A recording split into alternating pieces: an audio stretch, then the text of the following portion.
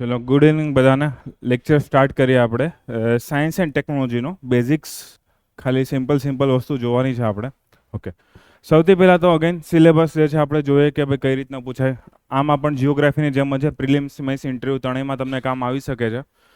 હવે મેઇન વસ્તુ એ છે કે સાયન્સ એન્ડ ટેકનોલોજી જે છે ને એમાં કરંટનો પોર્શન બહુ વધારે છે. આપણે સિલેબસ જોતા જઈએ ને હું તમને કહેતો જાઉં કે કયા પ્રકારનો સિલેબસ છે અને કયા પ્રકારનું કરંટ એમાં એ લોકો પૂછવાના છે. સૌથી પહેલો મુદ્દો જે છે એમાં એ લોકો તમને પૂછે કે ભારત સરકારની અલગ અલગ યોજનાઓ, નીતિઓ, ડે ટુ ડે લાઈફમાં સાયન્સ કઈ રીતે કામમાં આવી શકે. ઓકે, એવા સિમ્પલ પોઈન્ટ જે છે એ એમાં આપવામાં આવેલા છે. અથવા તો કોઈ મહાન ભારતીય વૈજ્ઞાનિક હોય એનું નામ, નંબર કે એનું યોગદાન પૂછી શકે છે. હવે વૈજ્ઞાનિક તો ઘણા બધા છે, એ તો એમ સમજો કે તમે 100 કરવા 100 કરતાંય વધી જાય. ઓકે, તો એ લોકો એમાં કોઈ લિમિટ નથી આપી, આમાં એ લોકો ઘણી બધી વસ્તુ પૂછી શકે. સેકન્ડ જે ટોપિક છે આપણો એનું નામ છે આઈસીટી, ઇન્ફોર્મેશન કમ્યુનિકેશન ટેકનોલોજી, જેની સાથે તમે રોજબરોજ રૂબરૂ થાવતા હોય છો. તમે મોબાઈલ વાપરતા હોય છો, તમે ઇન્ટરનેટ વાપરતા હોય છો, કોમ્પ્યુટર, પીસી, લેપટોપ, ઓકે, બીજા કોઈ પણ સ્માર્ટ સ્ક્રીન જે વાપરતા હોય, મોટાભાગે એમાં આઈસીટી, ઇન્ફોર્મેશન કમ્યુનિકેશન ટેકનોલોજી જે છે એના બેઝમાં રહેલું હોય છે. અથવા તો શોર્ટમાં આને હું કહું છું ડિજિટલ ક્ષેત્ર. આમાં લોકો હવે સાવ જૂના જમાનાના પ્રશ્નોથી પૂછતા કે ભાઈ વેવ્સનું ટ્રાન્સફર કઈ રીતે થાય છે, ટુ વે કોમ્યુનિકેશન કોને કહેવાય. એ લોકો નવા જમાનાના પ્રશ્ન પૂછે, જેમ કે એઆઈ કોને કહેવાય, આર્ટિફિશિયલ ઇન્ટેલિજન્સ કોને કહેવાય, એઆઈના મેઇન ઉપયોગોમાં શું આવશે, સરકારે કોઈ એઆઈ માટે સ્કીમ ચાલુ કરેલી છે કે નહીં.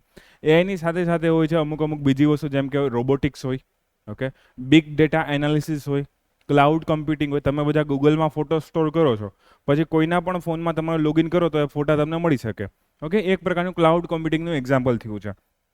તો આ બધા ટેકનોલોજી જે નવા પ્રકારની છે એ બધી શેમાં આવશે? સેકન્ડ વાળામાં આવશે, જેને આપણે શોર્ટમાં ડિજિટલ ક્ષેત્ર કહીએ છીએ. ઓકે, પછી થર્ડ જે છે એમાં એ લોકો બે વસ્તુ ભેગી કરી છે. કઈ કઈ બે વસ્તુ ભેગી કરેલી છે તો તમે જોઈ શકો કે ઉપર લખેલું છે અંતરિક્ષ ક્ષેત્ર. ઓકે, આ તમે જો અંતરિક્ષ, ઓકે, ક્ષેત્ર. અહીંયા સુધી એ લોકોએ બધામાં અંતરિક્ષની જ વાત કરેલી છે. લાસ્ટમાં એ ખાલી એવું લખેલું છે સંરક્ષણ માટે. ઓકે, તો જોઈ શકો કે એ લોકો મોટો પોર્શન કોનો રાખ્યો છે? સ્પેસ સાયન્સનો. બે સાયન્સ, આમાં સ્પેસ સાયન્સ અને ડિફેન્સ સાયન્સ, બે વસ્તુ આપણને જોવા મળશે. સ્પેસ સાયન્સમાં ભારતની મુખ્ય સંસ્થા એટલે કે ઈસરો. તમે વારે ઘડી આને ઈસરો એવા શબ્દ વારે ઘડી ન્યૂઝમાં સાંભળતા, ચંદ્રયાન 1, 2, 3, મંગળયાન હોય, ગગનયાન કાર્યક્રમ હોય, એ જે કરંટ અફેરમાં વારે ઘડી રહેતા હોય છે. પણ એમાંનું સ્ટેટિક પણ જોવું પડશે, જેમ કે ઈસરોની સ્થાપના ક્યારે થઈ, સ્ટાર્ટિંગમાં કયા કયા પ્રકારના ઉપગ્રહને લોન્ચ કરેલા છે, નિષ્ફળતા કોઈ જગ્યાએ મળી કે નથી મળી, જે ઉપગ્રહ લોન્ચ કરવા માટે જે રોકેટ વપરાય છે એ રોકેટ કેવા પ્રકારના હોય છે. જેમ કે એમાં આવશે પીએસએલવી કોને કહેવાય, જીએસએલવી કોને કહેવાય, અલગ અલગ પ્રકારના રોકેટ આવે. PSLV, GSLV, okay, polar satellite launch vehicle, okay, Jio synchronous અથવા શોર્ટમાં કહી શકીએ જીઓ સેટેલાઇટ લોન્ચ વ્હીકલ આવે. હમણાં નવા જમાનાનો લોન્ચ વ્હીકલ આવ્યો છે જેને એસએસએલવી પણ કહેવામાં આવે છે. Okay, small satellite launch vehicle પણ કહેવામાં આવે છે. તો આ બધા લોન્ચ વ્હીકલ છે. ખાલી ને ખાલી લોન્ચ વ્હીકલ નહીં પૂછે, તમને લોકો સાથેના ઉપગ્રહ પણ પૂછે. હવે જો આમાં એ લોકો ક્યાંય લખ્યું નથી કે અમેરિકાનો સ્પેસ કાર્યક્રમ, છતાંય તમને નાસાના પ્રશ્ન પૂછે છે બે ચાર. કોઈ બહુ મોટું મિશન લોન્ચ કરેલું હોય, ઓકે, નાસા તો હજી સરકારી કંપની છે, એ લોકો ઇવન સ્પેસ એક્સના પ્રશ્ન પણ પૂછે છે. ઓકે, સ્પેસ એક્સ એટલે તમને ખબર છે પેલી એલોન મસ્કની કંપની છે. ઓકે, તો એના પ્રશ્ન પણ પૂછે. જાપાનની કોઈ સંસ્થા હોય, એણે કાં તો ઉપગ્રહ છોડેલો બહુ સારો એવો ફેમસ હોય તો પણ પૂછી શકે તમને. તો એવું ના સમજતા કે સ્પેસ સાયન્સ આ લોકોમાં ભારતની વસ્તુ કીધી છે તો ખાલી ભારતની કરીએ. ન્યૂઝમાં બહુ મોટા સેટેલાઇટ કે મોટા કોઈ રોકેટના કોઈ ન્યૂઝ હોય તો તમારે વિદેશના પણ કરવા પડશે. ઓકે, એના સિવાય આવે ઈસરો આવે, અને એને ભેગું એનો ભાઈ બીજો આવી જાય ડીઆરડીઓ. હું શોર્ટમાં આવી જ રીતે કહું છું, ઈસરો અને ડીઆરડીઓ. ઓકે, ડીઆરડીઓનું મેઇન કામ શું છે? ભારતમાં ડિફેન્સ સંબંધિત અલગ અલગ ટેકનોલોજી બનાવી, પછી મિસાઇલ પ્રણાલી હોય, બુલેટ પ્રૂફ જેકેટ બનાવવાના હોય, ટેન્ક બનાવવાની હોય કે બીજી કોઈ પણ વસ્તુ બનાવવાની હોય. ડીઆરડીઓ કામ એકલું નથી કરતી, એના માટે પ્રોડક્શન માટે અલગ અલગ બીજી સંસ્થા પણ હોય, જેમ કે બીડીએલ ભારત ડાયનેમિક્સ લિમિટેડ હોય, બીઈએલ હોય છે, ઓકે, ભારત ઇલેક્ટ્રોનિક્સ લિમિટેડ હોય, હલ હિન્દુસ્તાન એરોનોટિક લિમિટેડ હોય છે, કોચિન શિપયાર્ડ હોય, મઝગાંવ ડોકયાર્ડ લિમિટેડ હોય. તો એ બધાના અલગ અલગ પોર્ટફોલિયો છે. કોઈ શિપનું કામ કરે, કોઈ એરપ્લેન્સ બનાવવાનું કામ કરે, કોઈ ટેન્ક બનાવવાનું કામ કરે, કોઈ મિસાઇલ બનાવવાનું કામ કરે. પણ ડીઆરડીઓમાં આપણે ખાલી એટલું જોવાનું કે ડિફેન્સ સંબંધિત જેટલી પણ ન્યૂઝ હશે એ તમને એ સેકન્ડ પોઈન્ટમાં તમને પૂછવાના છે. ઓકે, ફોર્થ વસ્તુ જે છે એ ભારતની એનર્જી સિક્યુરિટી અથવા તો એનર્જી માટેની રિલેટેડ વસ્તુ છે. એમાં તમને કોઈ પણ એનર્જી પૂછી શકે, તમને કોલસા દ્વારા ઉર્જા પૂછે, તમને નેચરલ ગેસ દ્વારા ઉર્જા પૂછે, રિન્યુએબલ ઉર્જા પૂછે, જેમાં સૂર્ય ઉર્જા, પવન ઉર્જા, જળ ઉર્જા કે બીજી કોઈ ઉર્જાનો સમાવેશ થઈ શકે છે. ઓકે, તો એ ઉર્જા કાર્યક્રમ છે. એમાં પાછળ એ લોકો એક પોઈન્ટ એડ પણ કરી દીધો, સરકારની નીતિઓ, કે ભાઈ સરકારે કોઈ યોજના બહાર પાડેલી છે, જેમ કે હમણાં તમને કહું છે PM સૂર્યોદય યોજના, કે ભાઈ બધાના ઘરે સોલાર રૂફટોપ આવે એના માટેની એક યોજના સ્ટાર્ટ કરી છે, જેમાં સરકારનું લક્ષ્યાંક છે કે 1 કરોડ લોકોના ઘરે, ઓકે, 1 કરોડ ફેમિલીસના ઘરે આપણે રૂફટોપ વાળું સોલાર નાખવાનું છે, જેનાથી દેશમાં સારી એવી રિન્યુએબલ ઉર્જા ઉત્પન્ન થાય. તો એ તમને સ્કીમ પૂછી નાખે આમાં, કે સરકારની આ નીતિ વિશે જણાવો, અથવા તો એમાં મુખ્ય હેતુ ક્યાં ક્યાં છે, સરકાર આમાં કયો ટાર્ગેટ રાખેલો છે, એનું અમલીકરણનું મંત્રાલય કયું છે, એવી કોઈ પણ વસ્તુ તમને પૂછી શકે. ઓકે, 5th જે છે એ ભારતની પરમાણુ નીતિ અથવા તો પરમાણુ વિજ્ઞાન, ન્યુક્લિયર સાયન્સ. હવે ન્યુક્લિયર સાયન્સ જે છે એમાં મેઇનલી 2 ભાગ પડશે. પહેલો ભાગ હશે એને આપણે કહીશું ન્યુક્લિયર એનર્જી કહીશું, ઉર્જા મેળવવાની વાત આવે. ઓકે, પરમાણુમાં જે ઉર્જા મેળવવાની હતા, તમે બધા કદાચ 7મા 8મા ધોરણની બુક વાંચેલી હોય થોડીક શાંતિથી પણ, તો તમને આઈડિયા હશે કે 2 પ્રકારે પરમાણુ ઉર્જા મળી શકે છે. ઓકે, એક હોય સંલયન પ્રકારે, જેને આપણે કહે છે ફ્યુઝન, અને એક હોય વિખંડન પ્રકારે, જેને કહેવામાં આવે છે ફિઝન. ઓકે, તો 2 પ્રકારે પરમાણુ ઉર્જા મળતી હોય. જ્યારે યુરેનિયમ, પ્લુટોનિયમ, થોરિયમ જેવા મોટા અણુઓ તૂટતા હોય, તૂટે મતલબ કે એનું ખંડન થતું હોય, તો એને આપણે વિખંડન અથવા તો ફિઝન કહીએ છીએ. પણ સૂર્યમાં જે પ્રોસેસ ચાલે, સૂર્યમાં શું થાય, સૂર્ય એક ધગધગતા વાયુનો ગોળો છે, એવું તમે 8મા 9મા ધોરણની બુકમાં કદાચ કંઈક સાયન્સમાં વાંચેલું હોય. તે ધગધગતા વાયુના ગોળામાં શું થાય, હાઇડ્રોજનના અણુઓ જે છે કન્ટિન્યુ ભેગા થઈને હિલિયમના અણુમાં રૂપાંતર થતા હોય અને ઉર્જા મુક્ત કરતા હોય. મતલબ કે એ લોકો ભેગા થઈ રહ્યા છે, ભેગા થઈ રહ્યાની ક્રિયાને કહેવામાં સંલયન. હંમેશા યાદ રાખવાનું, નાના અણુઓ ભેગા થશે, મોટા અણુઓ છૂટા પડશે. તો હાઇડ્રોજનના અણુઓ ભેગા થઈને સંલયનની ક્રિયા કરશે, યુરેનિયમ, થોરિયમ, પ્લુટોનિયમ જેવા અણુઓ વિખંડનની ક્રિયા કરવાના છે. આ બધા બેઝિક પોઈન્ટ આપણે જોવાના છે પરમાણુ ઉર્જામાં. પરમાણુ ઉર્જા થઈ જાય પછી લોકો ત્યાં ઊભા નથી રહેતા. પરમાણુનો ઉપયોગ કરીએ છીએ આપણે બોમ્બ બનાવવા માટે, અથવા તો ડિફેન્સમાં કરીએ છીએ, મિસાઇલ બનાવવા માટે કરીએ, કોઈ જહાજમાં પણ કરીએ, ઘણી બધી જગ્યા કરતા હોઈએ છીએ.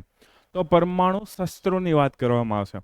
વિશ્વમાં 9 દેશો એવા છે કે જેની પાસે પરમાણુ શસ્ત્રો છે. તો એની બધી બેઝિક ઇન્ફોર્મેશન આપણી પાસે હોવી જોઈએ કે ભાઈ એવા કયા કયા દેશ છે, એ દેશ આ ક્યારે ડેવલપ કરેલું છે, ભારતમાં પોખરણ 1, પોખરણ 2 શું હતા. ઓકે, એનો એક આઈડિયા આપણને હોવો જોઈએ. એ 5મામાં મળશે. ઓકે, પછી એ લોકોએ 6ઠામાં ખીચડી કરી નાખી છે. આવું હું શું કામ કહું છું, કેમ કે એને જેટલી સારી વસ્તુ લાગી કે ભાઈ આ સાયન્સમાં પૂછી શકાય, બાકી રહી ગઈ છે, એ બધું એણે 6ઠ્ઠા ટોપિકમાં મૂકી દીધું. તમે જોતા જાઓ, ઉપર તો લખેલું છે પર્યાવરણ વિજ્ઞાન. ધીમે ધીમે બધી બરાબર વસ્તુ છે, ભાઈ પર્યાવરણને લગતા મુદ્દાઓ, કાયદાકીય પાસા, નીતિઓ, સંધિઓ, જૈવ વિવિધતા. અહીંયાથી થોડુંક ફોરેસ્ટનું સ્ટાર્ટ થઈ જાય છે. જૈવ વિવિધતામાં જંગલની વાત કરવાની આવે, પ્રાણીઓની વાત કરવામાં આવે. ઓકે, ક્લાઇમેટ ચેન્જ, જો આ ટોપિક જિયોગ્રાફીમાં પણ હતો, આમાં પણ છે. ઓકે, ક્લાઇમેટ ચેન્જ છે, એને સંબંધિત નીતિઓ, પ્રોટોકોલ્સ કઈ કઈ છે, ભારતની પ્રતિબદ્ધતા કઈ હોવી જોઈએ એમાં. ફરી પાછું બાયોડાયવર્સિટીમાંથી ફરી પાછા વન અને વન્ય જીવનમાં એ લોકો આવી ગયા છે. ફરી પાછી પર્યાવરણીય આપત્તિઓ. હવે આ પ્રોપર જિયોગ્રાફીનો પોઈન્ટ છે. આપત્તિઓમાં શું હોય, પૂર હોય, ભૂસ્ખલન હોય, ભૂકંપ આવતો હોય, પણ એ લોકો આમાં પણ લખેલું છે. તો આના બેઝિક મુદ્દા ઇવન સાયન્સના પેપરમાં પણ તમને પૂછી શકે છે. પછી પ્રદૂષણની વાત આવે. પ્રદૂષણ ખાલી એટલું લખીને મૂકી દીધું. પ્રદૂષણ કેટલી જાતના હતા હોય. ઓકે, હવાનું પ્રદૂષણ હોય, જમીનનું પ્રદૂષણ હોય, પાણીનું પ્રદૂષણ હોય, અવાજનું પ્રદૂષણ હોય, ઓકે, પ્રકાશ પ્રદૂષણ પણ હોય છે. તો હવે એમાં તો કેટલી બધી વસ્તુ આવે, છતાં એ લોકો ખાલી એક શબ્દ લખીને મૂકી દીધો, પ્રદૂષણ. ઓકે, પણ એના માટે આપણે ઘણો ટાઈમ જઈ શકે છે. ફરી પાછું જો કાર્બન, વૈશ્વિક ગરમી એટલે કે ગ્લોબલ વોર્મિંગની વાત કરવામાં આવી છે. આપત્તિ ઉપર લખી, ફરી પાછી આપત્તિ વ્યવસ્થાપન આપવામાં આવ્યું છે. ઓકે, તો એ લોકો બહુ છૂટું છવાયું આપ્યું છે. હવે આટલું તો પૂરું થયું. ઓકે, આ પર્યાવરણ વિજ્ઞાન હતું. ચલો માન્યું આપણે કે આ બધા મુદ્દા પર્યાવરણમાં આવી શકે છે. આખો એન્વાયરમેન્ટના મેઇન પોઈન્ટ બધા કહી દીધા એ લોકોએ કે ભાઈ એટલી વસ્તુ પૂછશું. પછી આવી ગયું બાયોટેક. હવે બાયોટેક કઈ જગ્યાએ પર્યાવરણ સાથે કનેક્ટ થાય, એ તો મેડિકલનો ટોપિક છે. ઓકે, તો એ થોડોક છૂટો આવે, તો આપણે પણ એને છૂટો ભણશું, ભલે લોકો ભેગું આપી દો. બાયોટેક તો ઠીક છે, ભેગું નેનોટેક પણ આપી દીધું. બાયોટેક ને નેનોટેક બંને ઘણા અલગ છે, તો બાયોટેક અને નેનોટેક અલગથી આપણે ભણવા પડશે. ઓકે, નેનોટેક પણ આપી દીધું. એની સિવાય આપી દીધું જીનેટિક એન્જિનિયરિંગ, મતલબ કે જનીનોમાં સુધારા વધારા, કે આપણા માણસના ડીએનએ, આરએનએ, તમે આવું ક્યાંક નામ સાંભળેલું હોય. ઓકે, આ ડીએનએ, આરએનએમાં જે સુધારા વધારા કરીએ એને જીનેટિક એન્જિનિયરિંગ કહેવામાં આવે, જનનિક સુધારણા કાર્યક્રમ કહેવામાં આવે. તો એને લગતી વસ્તુ છે. ઓકે, અહીંયા સુધી વાંધો નહીં. નીચે આપી દઉં ખાલી સ્વાસ્થ્ય. સ્વાસ્થ્યમાં એ લોકો શું પૂછી શકે? ગમે એ પૂછે. તમને મેલેરિયાનો રોગ પૂછી નાખે, તમને ડેન્ગ્યુ પૂછી નાખે, તમને કમળો કેમ થાય, કોલેરા કેમ થાય, કોઈ પણ વસ્તુ પૂછે એમાં. તમને કયા વિટામિન ઓછા છે, વધારે છે, કેનાથી શું પ્રોબ્લેમ થાય. ભારતમાં સ્વાસ્થ્યને લગતા ડેટા પણ પૂછે. માની લો તમને એમ પૂછે કેન્સરના કારણે કેટલા મૃત્યુ થયા એકાદા ફલાણા રિપોર્ટ મુજબ, તો એવું આવશે. તો છઠ્ઠું એટલે જ કહું છું ખીચડી છે. ઓકે, છઠ્ઠામાં એ લોકો ગમે એ વસ્તુ ગમે ત્યાંથી ભેગી કરીને પૂછી તો લેશે જ એ લોકો. પણ આ 6 મુદ્દા જે છે એને આપણે શોર્ટમાં યાદ રાખવા હોય તો કઈ રીતે યાદ રાખી શકીએ? તો જો સૌથી પહેલા હું તમને કહેતો જાઉં છું, લખવું હોય તો લખી પણ શકો છો પહેલા. ઓકે, પહેલો જે આપણો મુદ્દો છે એને શોર્ટમાં તમે લખજો, ભારતના વૈજ્ઞાનિક કાર્યક્રમો, ભારતના વૈજ્ઞાનિક કાર્યક્રમો, નીતિઓ,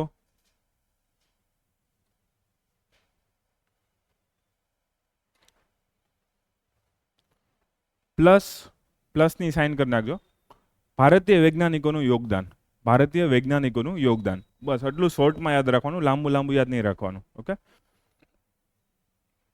ભારતની વૈજ્ઞાનિક નીતિઓ, કાર્યક્રમો પ્લસ ભારતીય વૈજ્ઞાનિકોનું યોગદાન, એ આપણો પહેલો મુદ્દો થઈ ગયો. ઓકે, બીજું કરીને લખી નાખો સાવ સિમ્પલ, ડિજિટલ ક્ષેત્ર.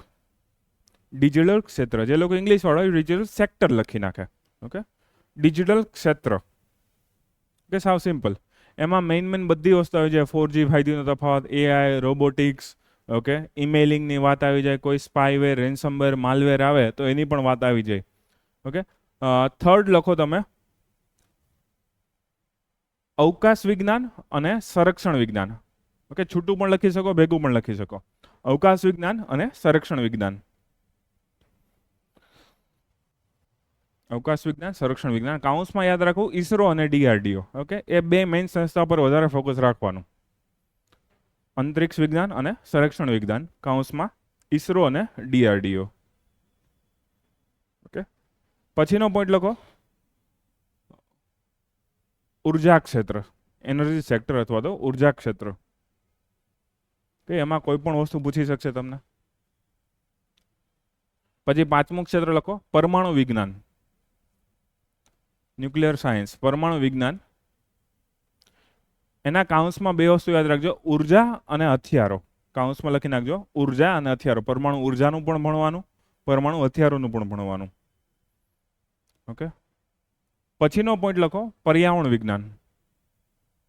પર્યાવરણ વિજ્ઞાન જેટલામાં છઠ્ઠો પહોંચ્યા હોય અહીંયા, પર્યાવરણ વિજ્ઞાન. ઓકે, એના કાઉન્સમાં બધી મેઇન વસ્તુ તમે યાદ રાખી શકો. ક્લાઇમેટ ચેન્જ, કાર્બન, પ્રદૂષણ, ઓકે, જંગલો, એ બધા વસ્તુ એમાં આવી જાય. પણ શોર્ટમાં પર્યાવરણ યાદ રાખો, એમ આપણે બધું ભણી લેશું. ઓકે, એના સિવાય નીચેનો મુદ્દો કરી નાખો મેડિકલ ક્ષેત્ર અથવા તો આરોગ્ય ક્ષેત્ર. મેડિકલ ક્ષેત્ર અથવા તો આરોગ્ય ક્ષેત્ર.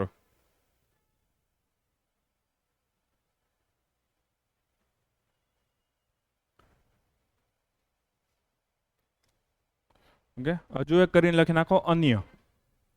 અન્ય. ઓકે, અન્ય વસ્તુમાં સામે લખી નાખો આપત્તિઓ, નેનો ટેકનોલોજી, આપત્તિઓ, નેનો ટેકનોલોજી વગેરે. ઓકે, બાયોટેક પણ આમાં અમુક આવી જાય, પણ આટલું લખો ઘણું.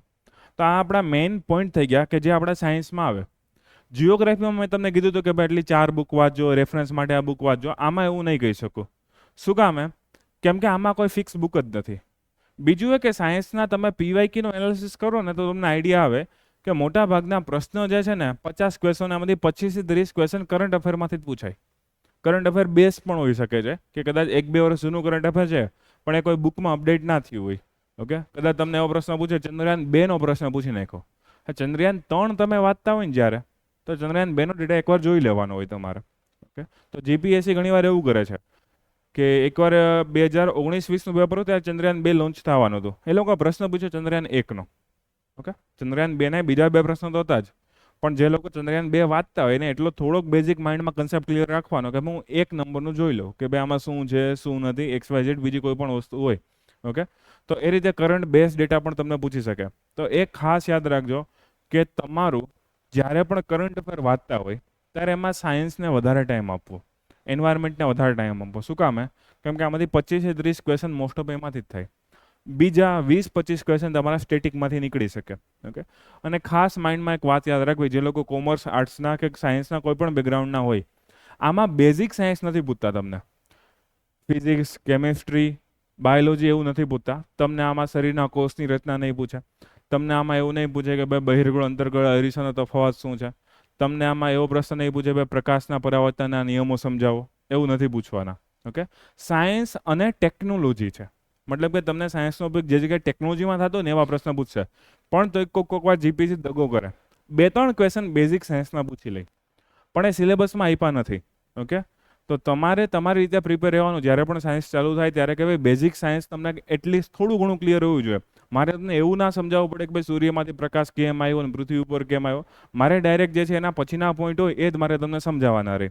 ઓકે, તો બેઝિક સાયન્સ જે છે સિલેબસમાંથી સાયન્સ એન્ડ ટેક્સ સિલેબસમાં છે. ખાસ માઇન્ડમાં યાદ રાખજો. જ્યારે પણ કદાચ તમે બહારના પબ્લિકેશનની બુક લેવા જાઓ ત્યારે જોજો સામાન્ય વિજ્ઞાન લખેલું ને એવી બુક ના લેતા. વિજ્ઞાન અને ટેકનોલોજી અથવા વિજ્ઞાન અને તકનીકી લખેલું હોય ને એવી બુક આપણે લેવાની થશે. પણ અગેન બુક હું એવું પ્રિફર કરું છું ખાલી રેફરન્સ માટે રાખવી. 700-800 પેજની બુક આવે એ વાંચશો તો એ પ્રશ્ન તમારા આવડશે નહીં, કેમ કે 25-30 ક્વેશ્ચન તો આ વર્ષે જે ન્યૂઝમાં રહ્યું ને એના જ પૂછાય. તમે બુક લીધી હશે, એના 6 મહિના પછી પેપર હોય, તો એમાં અપડેટ તો નથી થવાનું. પછી બુક જેટલી જૂની પ્રિન્ટ થઈ હોય એ પાછું અલગ. ઓકે, તો બુકમાંથી મેક્સિમમ તમને 10 થી 20 ક્વેશ્ચન એ પણ આવે તો આવે, ના આવે તો ના આવે. કોઈ પણ પબ્લિકેશનની બુક લઈ લો તમે. તો ખાસ આમાં ધ્યાન રાખજો, કરંટ અફેર સાથે આપણે બધું ભેગું કરતું રહેવું પડશે. ઓકે, હું ઈસરો ભણાવીશ ત્યારે ઈસરોમાં હું તમને એમ કહીશ કે ભાઈ આનું બેઝિક એટલું છે, આમ છે, તેમ છે. પણ 2023માં આટલા રોકેટ લોન થયા, 2024માં આ રોકેટ લોન થયા, એમાંથી આ 3 મહત્વના છે. ઓકે, તો 2023-24 આપણે વધારે ધ્યાનમાં રાખવા પડશે.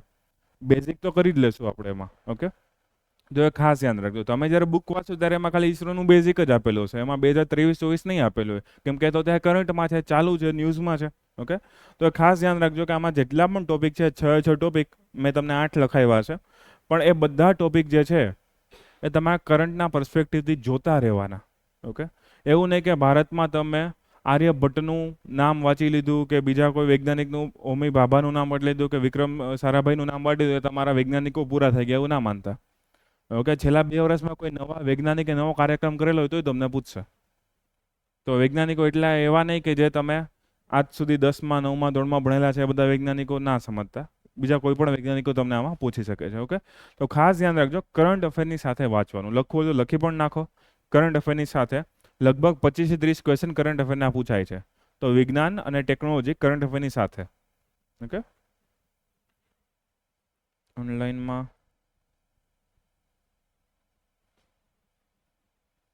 કે બીજા કોઈના બી પ્રોબ્લેમ છે, વિડીયો પોઝ વધારે થતો હોય?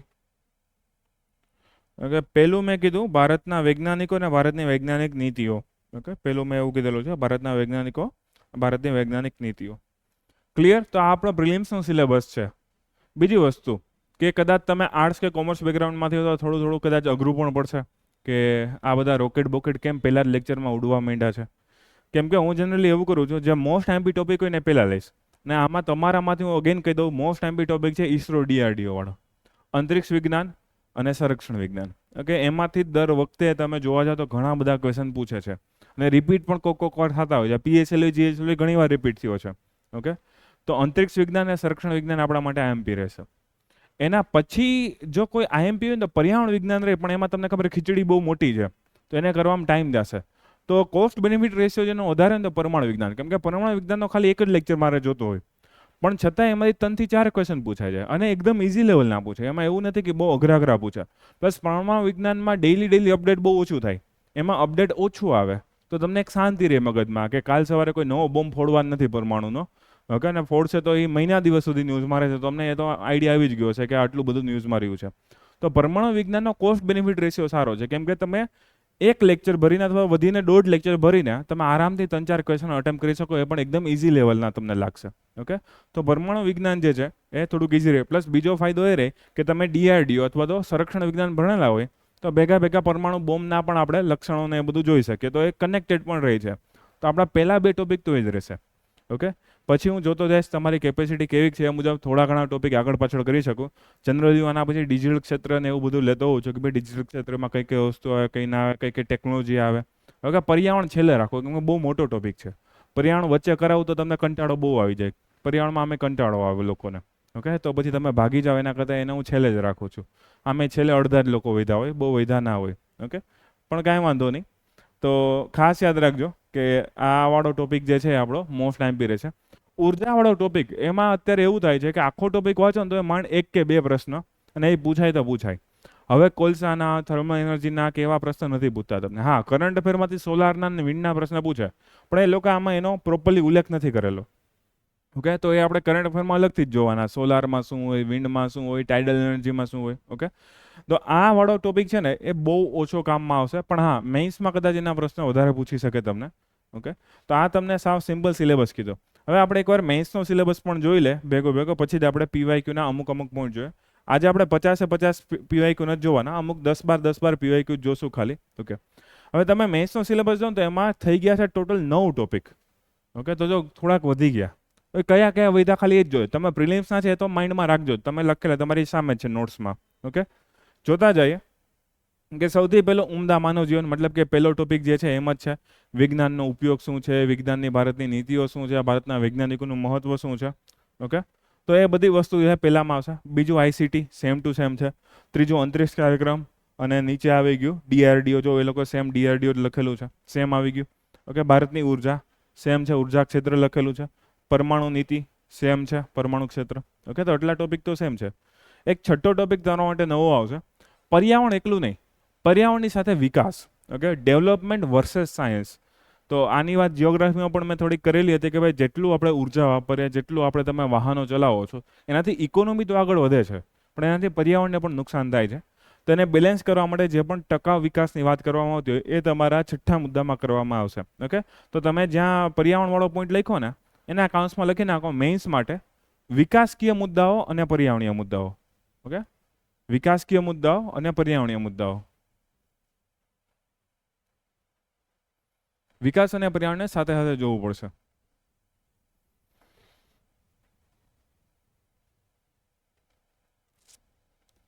ઓકે, અને એક સાવ નવો ટોપિક છે જેનું નામ છે IPR, intellectual property rights. Okay, જ્યાં તમને નીચે દેખાશે ઇન્ટેલેક્ચ્યુઅલ પ્રોપર્ટી રાઇટ્સ, એટલે કે તમે જે કોઈ ઇનોવેશન કરેલું હોય, સંશોધન કરેલું હોય, એના માટે જે રાઇટ્સ આપવામાં આવે એને ઇન્ટેલેક્ચ્યુઅલ પ્રોપર્ટી રાઇટ્સ કહેવામાં આવે છે. તો એક આખો નવો ટોપિક છે. તો ખાલી 2 એક્સ્ટ્રા વસ્તુ એડ થઈ છે મેઇન્સમાં, બાકી ઓલમોસ્ટ વસ્તુ આપણી કોમન રહેશે. તો આપણો 80% ભાગ તો કોમન રહેવાનો જ છે, ખાલી 20% જ વસ્તુ તમારી મેઇન્સમાં નવી આવશે. ક્લિયર? તો આ તો સાવ સિમ્પલ સિલેબસ થઈ ગયો. હવે આપણે જોઈએ પ્રશ્ન ઇઝી પૂછે છે, અઘરા પૂછે છે, કેવા પ્રકારના પૂછે છે, જોતા જાય.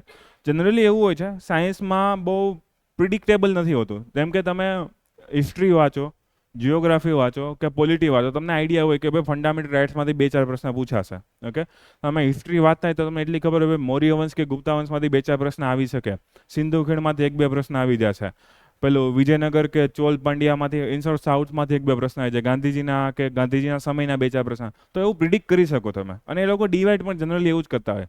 સાયન્સમાં એવું કોઈ ડિવિઝન નથી. જેમ કે કોવિડનો ટાઈમ હતો ને ત્યારે લોકો મેડિકલના 10-10, 12-12, 15-15 પ્રશ્ન પૂછ્યા. ઓકે, જેવો કોવિડનો ટાઈમ પૂરો થયો ફરી પાછા એ લોકો ડિફેન્સ ઉપર ને અવકાશ ઉપર આવી ગયા. ઓકે, તો આ લોકો વારે ઘડીએ ફરતા રહી છે સાયન્સમાં પ્રિડિક્શન કરવું અઘરું છે, પણ જોતા જે અમુક બેઝિક સાવ ઇઝી પ્રશ્ન લઈ આવ્યો છું, બહુ અઘરા પ્રશ્ન નથી લઈ આવ્યો આ વખતે.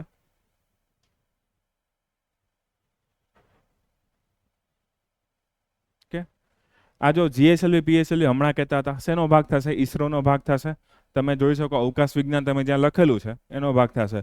સેન્ટેન્સ વાળા જ પૂછેલા છે, બે ક્વેશ્ચન કે લાંબા છે. ઓકે, એક સાવ સિમ્પલ વસ્તુ છે, પરમ પ્રવેગ શું છે? સુપર કોમ્પ્યુટર છે, વાત પૂરી. ઓકે, સાવ ઇઝી. હવે પરમ પ્રવેગ જ્યારે પણ લોન્ચ થયું હોય ત્યારે એના ફીચર આવેલા કે એની સ્પીડ એટલી છે, ફલાણી જગ્યાએ ઇન્સ્ટોલ કરવામાં આવેલું છે, એનું કામ જે છે આ ડિઝાસ્ટર મેનેજમેન્ટમાં થશે કે આના દવાની રિસર્ચમાં થશે, એવું કોઈ ને કોઈ વસ્તુ લખેલી હશે. પણ એ લોકો એવું કાંઈ ના પૂછ્યું, ખાલી એટલું જ પૂછ્યું પરમ પ્રવેગ શું છે, વાત પૂરી. તો આ તો રોકડો માર્ક છે, આવા માર્ક તમારે જવા નહીં દેવાના. ઓકે, બધી સેમ ટુ સેમ નીચે જે છે એવું લખેલું છે સ્પાઈવેર. સ્પાઈવેર એટલે કે તમે કોઈ ઉપર જાસૂસી કરતા હોય તો એ સ્પાઈવેર કહેવામાં આવે. જેમ કે તમારો ડેટા જે છે કોઈ એવી થર્ડ પાર્ટી એપ્લિકેશન હોય જેના દ્વારા બીજા કોઈ માણસને જતો હોય, તમારા કેમેરામાંથી તમારો ડેટા બીજે ક્યાંક જતો હોય, એને શું કરવામાં? સ્પાઈંગ કર્યું છે, જાસૂસી કર્યું છે એવું કહેવામાં આવે. તો ઉપર એ લોકોએ લખેલું છે કે એક ડેફિનેશન જેવું આપેલું છે ને કીધું છે કે આ ડેફિનેશન નીચેનામાંથી કયા શબ્દ સાથે મેચ થાય છે. ઓકે, તો એ પણ એક ઇઝી વસ્તુ છે. પછી એક સેટેલાઇટ લોન્ચ કરેલો છે ઈસરો વાળા, એના ઉપયોગો ક્યાં ક્યાં છે? સિંગલ વર્ડમાં જ ઉપયોગો પૂછ્યા, ડિટેલમાં ઉપયોગ નથી પૂછ્યા. અને તમે ધ્યાનથી જો તો તમને આઈડિયા આવે કે સાયન્સમાં લોકો ઇંગ્લિશ બહુ બધું વાપરે છે. પરમ પ્રવેગમાં પણ જો કાઉન્સમાં ઇંગ્લિશ એ લોકોએ લખ્યું છે. અહીંયા તમે જો ઘણી બધી જગ્યાએ ઇંગ્લિશ ઓપ્શન આખા ઇંગ્લિશમાં આપેલા છે.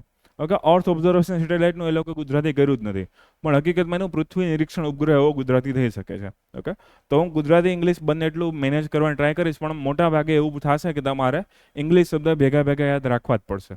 ઓકે, તો એ ખાસ ધ્યાન રાખજો કે ઇંગ્લિશ શબ્દ આવે તો બહુ ટેન્શન ના લેતા. જો આમાં જીએસએલઈ પીએસસીએલઈ એ બધું એમનેમ જ રાખે છે આ લોકો. આગળ વધીએ. એક પ્રોટોકોલ છે સીબીડી નામનો. આ સીબીડી નામનો પ્રોટોકોલ જે છે 2002માં આવેલો હતો. Okay, convention on biological diversity, ભારતે એમાં 2002માં એક્ટ બનાવેલી હતી. એની અંતર્ગત બે પ્રોટોકોલ બીજા આવે, નગયા પ્રોટોકોલ અને કાર્તેજીના પ્રોટોકોલ. ઓકે, જૈવ વિવિધતાના રક્ષણ માટેના છે. તો એ લોકોના 3 સેન્ટેન્સ આપી દીધા છે કે ભાઈ કયા કયા સાચા છે, કયા કયા ખોટા વિધાન છે. પ્રોટોકોલ હશે તો એ શેમાં આવશે? પર્યાવરણમાં. પર્યાવરણનો ભાગ તમે જો આખો જે 6ઠો 7મો જેટલો પણ મુદ્દો જે છે એમાં પર્યાવરણીય સંધિઓ અલગ અલગ એવો શબ્દ લખેલો હતો, તો એક પ્રકારની સંધિ છે. આ તમે જો એક પ્રકારની મિસાઇલ છે S-400. S-400 મિસાઇલ ભારતે લીધેલી હતી રશિયા પાસેથી. બહુ ફેમસ મિસાઇલ છે, બહુ ન્યૂઝમાં રહેલી છે.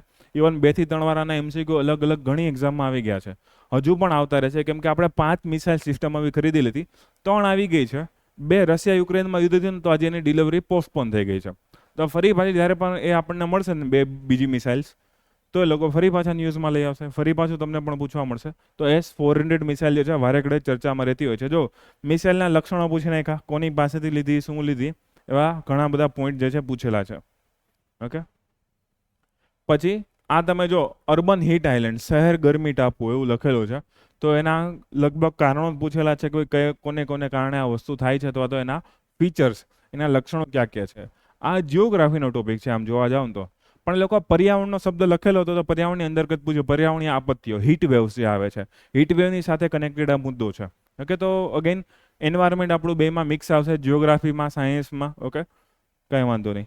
પછી આઈએનએસ વિરાટ, આ પણ ડિફેન્સનો ક્વેશ્ચન છે. આઈએનએસ વિરાટ, આઈએનએસ વિક્રાંત, અગ્નિ પી મિસાઇલ. ઓકે, તો એ લોકો અલગ અલગ સેન્ટેન્સ આપ્યા છે, 3 સેન્ટેન્સ. તમે જો મોટાભાગના સેન્ટેન્સ વાળા ક્વેશ્ચન છે. ઓકે, તો એક તો એનાથી જ અઘરું થઈ જાય, કેમ કે તમારો ટાઈમ વધારે જાય એમાં. ટાઈમ વધારે જાય એટલે સીધી વાત છે કે બીજા ક્વેશ્ચન માટે તમે ઓછો ટાઈમ મળશે તમને. તો એક તો એ જોવાનું. બીજી વસ્તુ છે કે એ એક ઇન્ડેક્સ પૂછેલી છે, આંતરરાષ્ટ્રીય સ્તરની, રાષ્ટ્રીય સ્તરની અલગ અલગ ઇન્ડેક્સ હોય, રિપોર્ટ હોય, એ આપણા માટે બહુ મહત્વના સાબિત થતા હોય છે. તો ઇનોવેશન માટેની ઇન્ડેક્સ છે, એના તમને કેટલા 3 વિધાન પૂછેલા છે કે કયા કયા સાચા, કયા કયા ખોટા, એ જોવાનું.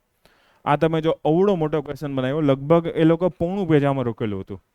અલગ અલગ 4 પ્રોટોકોલ પૂછી લીધા, બધાના 3-3, 4-4 પોઈન્ટ વચ્ચે મૂકી દીધા કે આ પ્રોટોકોલ ક્યારે આવ્યું હતું, કોણે સહી કરેલી હતી, શું હતું, શું નહોતું. ઓકે, તો 4 અલગ અલગ પ્રોટોકોલ છે, એમાંથી પૂછ્યું છે કયું સાચું નથી અથવા તો કયું ખોટું છે.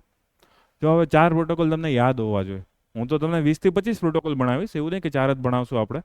તો 20 થી 25 પ્રોટોકોલ જે મોસ્ટ આઈએમપી છે, એના સિવાય કરંટમાં હોય તો અલગ હો પાછા. આ તો 20 તો 25 એવા જે સ્ટેટિક છે, છેલ્લા 20-25 વર્ષથી ફેમસ છે એવા. ઓકે, તો એ પ્રોટોકોલ તમે જો તો અહીંયા આપેલા છે, એમાંથી ખોટો પ્રોટોકોલ સિલેક્ટ કરવાનો છે. હવે ખોટી રીતે કઈ જોડી મેચ કરેલી છે. તો આટલા સેન્ટેન્સ. હવે આટલું તમે વાંચવા બેસો ને એટલે 5 મિનિટ તો એમને વહી જાય. બધામાં 3-3, 4-4 લાઈન. અને પછી એ વિચારવાની ને આપણી કે આ 92માં આવ્યું હશે કે 93માં આવ્યું હશે, આ હાચું કો 85માં આવ્યું હશે કે 88માં આવ્યું હશે, કાંઈ નક્કી ના કહેવાય ને. ઓકે, ઘણા લોકોને એવું યાર 88 નહીં હોય તો આખો ક્વેશ્ચન ખોટો પડશે. રોટરડેમ વિશે માની લો આઈડિયા નથી, પણ તમે આ 3 વાંચેલા છે ને એમાં તમને એમ થતું યાર 1985 હતો કે 75 હતો, અને તમે ખોટું કરી દો તો. ઓકે, કદાચ તમે અહીંયા સુધી પહોંચો નહીં. તો ઘણા બધા ચાન્સ છે કે તમને આમાં એક વિધાનમાં પ્રશ્ન થાય. એક વિધાન એ ખોટું તો એ આખો ખોટો પડી શકે છે, પણ કાંઈ વાંધો નહીં. Okay, DNA fingerprinting. Okay, DNA જે આપણા નોર્મલી આપણે તમને ખબર છે આધાર કાર્ડમાં આપણે આપણી ફિંગરપ્રિન્ટ આપીએ છીએ, જેના દ્વારા આપણી ઓળખ થઈ શકે છે. સેમ ટુ સેમ એક નવી ટેકનોલોજી ડેવલપ થઈ છે, જેમાં આપણા ડીએનએ એની પ્રિન્ટ લેવામાં આવે. તો એ લોકો નામ ખાલી આપી દો ડીએનએ ફિંગરપ્રિન્ટ. ડીએનએની ફિંગર ના હોય ને એની પ્રિન્ટ ના હોય, ડીએનએની જ ખુદની પ્રિન્ટ હોય. ઓકે, તો ડીએનએની પ્રિન્ટ દ્વારા કઈ કઈ વસ્તુઓ થઈ શકે એવું લખેલું છે, જેમ કે ગુનેગારોની ઓળખ. કોઈ ગુનેગાર હોય, કોઈ જગ્યાએનો લોહીનો નમૂનો મળેલો, એના વાળ, દાંત કે કોઈ પણ એવા શરીરના અવશેષ હોય, તો એના ઉપરથી આપણને આઈડિયા હોય છે કે ભાઈ હા, આ માણસ સાથે એના કોઈ પ્રિન્ટ જે છે મેચ થાય છે. પરદેશ ગમન પરક કિસ્સાઓ અને વિવાદોમાં હકીકતમાં એ લોકો બહુ ખરાબ ગુજરાતી કર્યું છે. એમાં જનરલી એવું હોય કે કોઈ ડેડ બોડીઝ હોય અથવા તો કોઈ ખોવાઈ ગયેલો વ્યક્તિ હોય એની ઓળખ તમારે કરવી હોય. ઘણીવાર એવું થાય ટ્રેનની આજુબાજુમાં, બસની આજુબાજુમાં, પહાડોમાં, નદીમાં ઘણી બધી એવી લાશ મળે છે કે જે બેનામી હોય છે, કોઈ ખબર ના હોય કોની લાશ છે, ક્યાં છે, શું છે. તો સરકાર પાસે એનો ડીએનએ નો ડેટા હોય તો ઓળખ કરી શકે ને, કેમ કે કદાચ એનો ફેસ વિખાઈ ગયું હોય, એના હાથ બાદ તૂટી ગયા હોય, પણ ડીએનએ તો એમને રહેવાનો છે. તો સરકાર શું કરી શકે, ડીએનએના ડેટામાંથી ઓળખી શકે કે ભાઈ હા આ ભાઈ ગુજરાતનો છે, રાજસ્થાનનો છે, ક્યાંનો છે, કયા ગામમાં રહે છે, શું રહે છે. ઓકે, તો એ જગ્યાએ કામમાં આવે. અને બીજી કોઈ વારસાગત બાબત હોય તો એના માટે કામમાં આવી શકે. તો ડીએનએ ફિંગરપ્રિન્ટિંગની વાત એ લોકોએ કરેલી છે. ઓકે, સાવ સિમ્પલ. આ તમે જો દિવસ પૂછી લીધો. ઓકે, આવા એમસીક્યુ અગેન ઇઝી પણ પૂછે, હાર્ડ પણ પૂછે. કયો દિવસ ક્યારે ઉજવવામાં આવે, તો એવા તો તમે જો 365 દિવસ લઈ લ્યો તો 100-150 એવા તો દિવસ મળી જ જશે જે આપણે ઉજવતા હોઈએ, પણ એ યાદ રાખવા પડશે. અને એમાં બેટર વસ્તુ એ જ છે કે છેલ્લા 6-8 મહિનામાં જે ન્યૂઝમાં હોય એવા દિવસો વધારે કરવાના. આખા વર્ષના છેલ્લા 10 વર્ષના કરવા જતો તો એમાં થાકી જશો તમે. ઓકે, આ ક્વેશ્ચન તો બધાને આવડતો હોય કે કુદરતમાં આપણે હવાના ઘટકો જોવા જઈએ તો આપણને સાવ સિમ્પલ હોય, સૌથી વધારે નાઇટ્રોજન અને બીજા નંબર ઓક્સિજન હોય. પણ એ લોકો તો બે જ ઓપ્શન આપ્યા છે, nitrogen oxygen, nitrogen oxygen, nitrogen oxygen.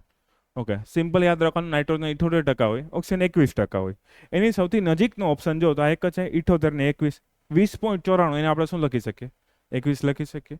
એક જ ઓપ્શનમાં 78 ને 21 દેખાય છે, બીજે કાંઈ એવો ઓપ્શન છે જ નહીં. ઓકે, તો આગળ પાછળના ડેટા વાંચવામાં મગજ કન્ફ્યુઝ થાય, મેઇન ડેટા ઉપર ફોકસ કરવાનું. ઓકે, તો આ પણ એક ઇઝી ક્વેશ્ચન છે. ફરી પાછું જો હું હમણાં તમને કહેતો હતો પરમાણુ ફ્યુઝન અને પરમાણુ ફિઝન. ઓકે, એના પ્રશ્ન પૂછેલા છે, એમાં શું હોય શું ના હોય. મોઢેરા જે છે ગુજરાતની કરંટ અફેરમાં હતું કે ભાઈ પેલું 100 ગ્રામ બન્યું હતું. મોસ્ટ ઓફ લોકોના ઘરે જે સોલાર પેનલ આપવામાં આવી હતી અને આખે આખું સૂર્ય ઉર્જાથી સંચાલિત ગામ બન્યું, તો એના પોઈન્ટ પૂછેલા છે. અગેન પાછું ઈસરો જે છે એમાં 2-3 સેન્ટેન્સ આપી દીધા, પણ મારે આ ક્વેશ્ચન તમને બતાવવો છે. અગેન જો લાંબા ક્વેશ્ચન છે. વર્ષ આપ્યા, ઉપગ્રહનું નામ આપ્યું, એનું મહત્વ આપ્યું, તો 4 તેરી 12 ફેક્ટ પૂછી લીધી તમને. આગળ શું હતું કે આ દિવસ ક્યારે છે, એક ફેક્ટ યાદ હોય, વાત પૂરી થઈ ગઈ. આમાં એક ફેક્ટથી કામ નહીં થાય, આમાં 4 તેરી 12 ફેક્ટ તમારે યાદ રાખે. તમે જો હવે 3 ટેબલ થઈ ગયા. આની પહેલા આ લોકો બહુ એવું કરતા કે 2 ટેબલ આપ્યા, જોડી એ જોડી બી મેચ કરો. હવે 3 જોડી મેચ કરવાની તમારે. ઓકે, અઘરું પડી શકે છે, પણ કાંઈ વાંધો નહીં, પૂછે છે તો આપણે શું કરી શકીએ. હવે તો એ તો યાદ રાખવું પડશે આપણે. તો 4 ઉપગ્રહ છે, 4 અલગ અલગ સમયના છે, એવું નહીં કે કરંટ અફેરના છે. ઓકે, અલગ અલગ સમયના ઉપગ્રહ છે, એ જોવા પડે. ઓકે, એસીએફ નું પેપર છે, એમાં તમે જો રામસાર સ્થળો ખાલી મેચ કરવાના. રામસાર સ્થળો કેમ આવે, પેલા જંગલોની બાબતો હતી ને, એમાં જે આર્દ્રભૂમિ એટલે કે ભીનાશવાળી ભેજવાળી જમીન હોય ને એને લોકો રામસાર સ્થળો તરીકે ઓળખે છે. તો રામસાર સ્થળોના લોકેશન આપે એને મેચ કરવાના છે. ઓકે, અગેન જોવા રામસાર, સ્ટોકહોમ, ક્યોટો, કિગલ એવું કંઈ આગળ દેખાઈ ગયું હતું હમણાં. ઓકે, સેમ ફોર્મેટ છે. 1-2 પ્રોટોકોલ પણ આમાં કદાચ સેમ દેખાઈ જશે, જેમ કે ક્યોટો બહુ બધી જગ્યા કોમન આવતો હોય છે, રામસર બહુ જગ્યા કોમન આવતો હોય. તો આ પ્રશ્ન એટલા જ માટે મેં લીધો કે ઘણીવાર ક્વેશ્ચન રિપીટ પણ થાય. તો પીવાયક્યુ નું બહુ મહત્વ છે. જે સ્ટેટિક સબ્જેક્ટ છે એમાં તો છે, ડાયનેમિકમાં પણ મહત્વ છે. જો કરંટ અફેરમાંથી જ સાયન્સ જે છે મોટાભાગે આવતું હોય, છતાંય જો આ લોકો પ્રશ્ન રિપીટ કરે છે. પોલિટીમાં રિપીટ થાય તો સમજીએ કે ભાઈ ચલો 400 આર્ટિકલ છે, રિપીટ ક્યારેક તો થવાના છે. હિસ્ટ્રીમાં ચલો આપણને ખબર છે, આ રાજા મહારાજા વધીને 15-20 મહારાજા જે છે આપણે મેઇન હોય આપણે યાદ રાખવાના હોય. ઓકે, સત્યાગ્રહ હોય એવા 5-10 સત્યાગ્રહ વધારે કામના જે યાદ રાખવાના હોય. તો એમાંથી રિપીટ થવાનું જ છે. સેમ ટુ સેમ તમે જિયોગ્રાફી લઈ લો તો ભાઈ હિમાલય ક્યારેક તો રિપીટ થશે, ગંગા નદી ક્યારેક તો રિપીટ થવાની જ છે. સાયન્સમાં પણ રિપીટ થાય છે. એટલે અગેન કહું છું, પીવાયક્યુ ખાસ એનાલિસિસ કરવા, જ્યારે પણ જે પણ સબ્જેક્ટ ચાલુ કરો એની પહેલાં એના પ્રીવિયસ યર ક્વેશ્ચન જોઈ લેવા એકવાર. જેનાથી અડધું નોલેજ તો તમને એમનેમ જ આવી જાય કે ભાઈ કેવા ક્વેશ્ચન પૂછશે, કઈ રીતે પૂછે છે, કેટલું વાંચવાનું. ઓકે, પછી 2 સરકારની અલગ અલગ ડિજિટલ ક્ષેત્રની યોજનાઓ છે, એના વિશે પૂછ્યું. તો ડિજિટલ ક્ષેત્રમાંથી છે એટલે આ એમસીક્યુ લીધો છે મેં કે આઈસીટી વાળો પોઈન્ટ જે છે ને એ આર્ટિફિશિયલ ઇન્ટેલિજન્સ, પણ એમાં સરકાર મોબાઈલ એપ્લિકેશન લોન્ચ કરે, વેબસાઇટ લોન્ચ કરે, પોર્ટલ લોન્ચ કરે તો પણ તમને પ્રશ્ન પૂછી શકે છે. ઓકે, એના સિવાય મેક ઇન ઇન્ડિયા કાર્યક્રમ ક્યારે ચાલુ થયો હતો, જો કેવો ઇઝી ક્વેશ્ચન છે, પણ આપણને એટલું યાદ હોય 14માં ચાલુ થયો હતો, પછી એટલું યાદ નહીં જાન્યુઆરી હતું કે સપ્ટેમ્બર હતું, તો પ્રશ્ન થાય. ઓકે, આપણને એટલી ખબર હોય મોદીજી આવ્યા પછી ચાલુ થયો હતો, પણ એટલું યાદ રાખવાનું આપણા દેશમાં ઇલેક્શન જનરલી ઉનાળાના સમયમાં થતા હોય, તો ઉનાળા પછી રિઝલ્ટ આવે, જાન્યુઆરી ઉનાળામાં ના આવે. ઓકે, ઉનાળા પછી એટલે કે સપ્ટેમ્બર મહિનો. અને મોદીજી એવું તો ના આવ્યા ને બીજા દિવસે પ્રોગ્રામ ચાલુ કરી નાખ્યો. ઓકે, તો અમુક સમય પછી પ્રોગ્રામ ચાલુ કરે. તો ખાલી સિમ્પલ કોમન નોલેજ વિચારો ને તો આ પ્રશ્ન સાચો પડી શકે. તમે ઇવન વાંચેલું ના હોય ને તો પણ. ઓકે, એક પરમાણુ વિશેનો પ્રશ્ન છે. પરમાણુમાં જે મોટા મોટા 5 દેશો છે, યુએસએ છે, રશિયા છે, ચીન છે, ફ્રાન્સ છે, યુકે છે, એ બધા દેશો એક સંધિ લઈ આવવાનો પ્રયત્ન કરતા છે જેને એનપીટી નામની સંધિ કહેવામાં આવે, ન્યુક્લિયર નોન પ્રોલિફરેશન ટ્રીટી કહેવામાં આવે. એ ટ્રીટી વિશેના પોઈન્ટ પૂછેલા છે તમને કે ભાઈ ટ્રીટીમાં શું છે શું નથી. ઓકે, નોન રિન્યુએબલના પ્રશ્ન પૂછેલા છે ઉર્જા ક્ષેત્રમાંથી, પણ બહુ સિમ્પલ ક્વેશ્ચન, કદાચ તો ક્વેશ્ચન કેન્સલ પણ થયો હતો. ઓકે, ટકા વિકાસ લક્ષ્યની વાત કરવામાં આવેલી છે, એની આખી એક થીમ પૂછી નાખી. ઓકે, જો કેટલું બધું પી પી પી પી, આમાં તો બહુ કન્ફ્યુઝ થઈ જાય. એકાદો પી ખબર હોય, એકાદો ના ખબર હોય તો જો કાઉન્સમાં વાંચો બધામાં પી પી જ લખેલું છે. હવે અત્યારે તો હું તમને માની લો કે નેક્સ્ટ લેક્ચરમાં કોઈ એવું થીમ ભણાવી દો કે ભાઈ આની થીમ આવી છે, પછી તમે એક્ઝામમાં આવો છો, યાર સરે આવું તો બોલ્યા હતા 5 વાર પી આવે ને 4 વાર પી આવે, પછી ભૂલાઈ જાય આ 4 પી ક્યાં ક્યાં હતા. તો બહુ કન્ફ્યુઝિંગ સેન્ટેન્સ એ લોકો મૂકી શકે છે. ઓકે, ધ્યાનમાં રાખવું. એના સિવાય અગ્નિ મિસાઇલ તો ડિફેન્સ વાળા ક્ષેત્રમાંથી છે. આન પહેલા S-400 મિસાઇલ તમે જોઈ હતી, તો મિસાઇલના ક્વેશ્ચન વારે ઘડીએ પૂછતા હોય છે લોકો. ઓકે, તો પ્રિલિમ્સમાં તમે જોઈ શકો આટલા જ હું ક્વેશ્ચન લઈ આવ્યો છું, વધારે નથી લઈ આવ્યો. ઓકે, તો ખાલી એક બેઝિક અન્ડરસ્ટેન્ડિંગ માટે કે ભાઈ તમને કેવા કેવા પ્રકારના ક્વેશ્ચન પૂછી શકતા હોય છે. તો ખાસ યાદ રાખો કે જે ઇસરો DRDOની વાત છે એમાં તમને કોઈ પણ ઉપગ્રહ, કોઈ પણ રોકેટયાન, કોઈ પણ મિસાઇલ સિસ્ટમ કે ગન સિસ્ટમ કે ટેન્ક સિસ્ટમ પૂછી શકે છે. ઓકે, મિલિટરી એક્સરસાઇઝ અલગ અલગ થતી હોય. ઓકે, જેમ કે ક્વાડ નામનો સમૂહ છે. ક્વાડમાં કયા કયા 4 દેશો આવે, કોઈને આઈડિયા છે? ક્વાડ નામના સમૂહ વિશે ખબર છે કોઈને? કોઈને પણ નથી આઈડિયા? ઓકે, વાંધો નહીં, હું જ કહી દઉં. ઓકે, ભારત દેશ છે, ઓસ્ટ્રેલિયા છે, યુએસએ છે અને જાપાન છે. ઓકે, આ 4 દેશો ભેગા મળીને એક રચના કરે છે જેને કહેવામાં આવે છે ક્વોડ. ઓકે, આ 4 દેશો ભેગા થઈને એક મિલિટરી એક્સરસાઇઝ કરે, મતલબ કે એ દેશના સેનાના જવાનો હોય એ ભેગા થાય અને એક્સરસાઇઝ કરે કે ભાઈ જહાજ કોઈ ખતરામાં હોય ત્યારે એને કઈ રીતે બચાવવામાં આવે, કોઈ પર્વતનો વિસ્તાર હોય ત્યારે અહીંયા કોઈ આતંકવાદી હુમલો થાય ત્યારે કઈ રીતે એને સેવિંગ કરી શકાય, કોઈ આપત્તિ આવે ત્યારે શું કરી શકાય. તો સૈન્યના જવાનો હોય એના માટે જે છે અલગ અલગ એક્સરસાઇઝ થતી હોય છે એને. તો આ લોકોની એક્સરસાઇઝનું નામ છે મલાબાર એક્સરસાઇઝ. તો સાવ સિમ્પલ છે. મલાબાર એક્સરસાઇઝમાં કયા કયા દેશો આવે તો એ આપણને ખબર હોવી જોઈએ. તો આ પણ DRDOમાં એટલે કે ડિફેન્સને લગતી વસ્તુ હોય તો એ તમને આઈડિયા હોવો જોઈએ. ઓકે, પછી તમારે ખાસ યાદ રાખવાનું કે પોર્ટલ્સ ક્યાં ક્યાં પૂછતા. હું તમને કહેતો જ જાઉં કે કયા કયા મોસ્ટ આઈએમપી પ્રશ્ન જે છે હોય છે. ઓકે, જેમ કે ઈસરો હોય તો ઉપગ્રહ, લોન્ચ વ્હીકલ. ઓકે, આ પહેલા નંબર આટલી વસ્તુ. સેકન્ડ નંબરે તમારે ધ્યાન રાખવાનું નાસા છે, જાપાન છે, ઓકે, ચીન છે વગેરેના મોટા પ્રોજેક્ટ્સ. નાના નાના પ્રોજેક્ટ એના જોવાના નહીં આવે. ઇન શોર્ટ આંતરરાષ્ટ્રીય સ્તરનું સ્પેસ સાયન્સ તમારે જોવાનું આવશે. DRDOમાં અથવા તો ડિફેન્સ સાયન્સમાં મેઇન કઈ વસ્તુ આવે? ઓકે, તો મિસાઇલ, ટેન્ક, યુદ્ધ વિમાન, મિલિટરી એક્સરસાઇઝ, યુદ્ધ કવાયતો.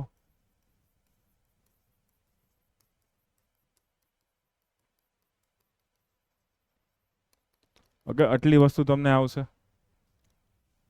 પરમાણુમાં મેઇન કઈ વસ્તુ પૂછતા હોય છે લોકો? તો કે સૌથી પહેલા જે છે એનો બેઝિક્સ કન્સેપ્ટ પૂછી શકે તમને. સંલેલન કોને કહેવાય, વિખંડન કોને કહેવાય, એવા કન્સેપ્ટ જે છે તમને પૂછી શકે છે. એના સિવાય જે છે એ તમને તાજેતરના કે જૂના પાવર પ્લાન્ટ વિશે પૂછે. કયા પાવર પ્લાન્ટ? પરમાણુ વાળા પાવર પ્લાન્ટ. ઓકે, અથવા તો એ તમને એવું પૂછે કે અલગ અલગ આંતરરાષ્ટ્રીય સંધિઓ, કે આંતરરાષ્ટ્રીય સંધિઓ જે છે એના એક્ઝામ્પલમાં તમારે યાદ રાખવાનું CTBT, NPT વગેરે. ઓકે, તો આવા કોઈ પોઈન્ટ જે છે તમને પૂછી શકતા હોય છે કે ભાઈ સંધિમાં કયા કયા પોઈન્ટ આવશે. એના સિવાય બીજી કોઈ સંસ્થા ન્યૂઝમાં જેમ કે NSG નામની સંસ્થા છે તો એ તમારે ધ્યાનમાં રાખવાનું. ઓકે, ભારતના પરમાણુ પ્રયોગો હોય, પોખરણ છે. તો આવી બધી વસ્તુ, ઇન શોર્ટ ન્યુક્લિયરમાં ઘણી બધી વસ્તુ IMP તમારે આવશે. ઓકે, પછી આપણે પર્યાવરણ જોઈએ તો એમાંથી સૌથી મેઇન વસ્તુ હોય છે પ્રોટોકોલ્સ, સંધિઓ વગેરે, કે આ સૌથી મેઇન વસ્તુ હોય છે પ્રોટોકોલ્સ. એના સિવાય તમને પૂછે પ્રદૂષણ, અલગ અલગ પ્રકારના પ્રદૂષણ હોય, એને સંબંધિત કોઈ એપ્લિકેશનનું નામ હોય, કોઈ યોદ્ધાનું નામ હોય, પ્રદૂષણના બેઝિક ડેટા પણ પૂછી નાખે તમને, કોઈ ઇન્ડેક્સ હોય તો એ પણ પૂછી શકે છે. તો આ પ્રદૂષણ વિશે તમને પૂછી શકે છે. કન્સેપ્ટ પણ પૂછી શકે તમને કે ભાઈ ક્લાઇમેટ ચેન્જનો કન્સેપ્ટ હોય તો એમાં મેઇન કયા કયા મુદ્દા હશે, કયા મુદ્દા નહીં હોય. જેમ કે હમણાં હીટ આઇલેન્ડના કન્સેપ્ટ વાળો પોઈન્ટ પૂછેલો હતો, તો એવા બેઝિક કન્સેપ્ટ જે છે તમને પૂછી શકે છે. પર્યાવરણમાં આટલી વસ્તુ જોવાની. ઓકે, એના સિવાય અન્ય એવી વસ્તુઓ જેમ કે અલગ અલગ રિપોર્ટ પબ્લિશ થતા હોય, ઇન્ડેક્સ બહાર પડતી હોય. ઇન્ડેક્સ એટલે કે સૂચકાંકો. ઓકે, એ બહાર આવતા હોય. સરકારની યોજના હોય, મોબાઈલ એપ્લિકેશન હોય.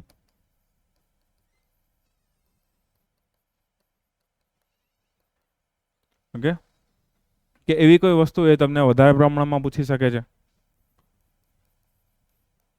તો આ એવી વસ્તુ છે જે કરંટમાં સ્ટેટિકમાં તમને બહુ આઈએમપી રહેતું હોય છે. આના સિવાયના મુદ્દા એવા છે કે જે કોક વાર વધારે પૂછે, કોક વાર ઓછા પૂછતા હોય છે. તો એ મુજબ જે છે આપણે તૈયારી કરવાની હોય છે. મેડિકલ સાયન્સ જે છે કોક વાર ન્યૂઝમાં હોય, કોક વાર ના હોય. અગેન કોવિડમાં મેં તમને કીધું 10-15 ક્વેશ્ચન, છેલ્લા 2-3 વર્ષમાં એવું થાય કે ભાઈ 4-5 ક્વેશ્ચન એ માંડ પૂછે.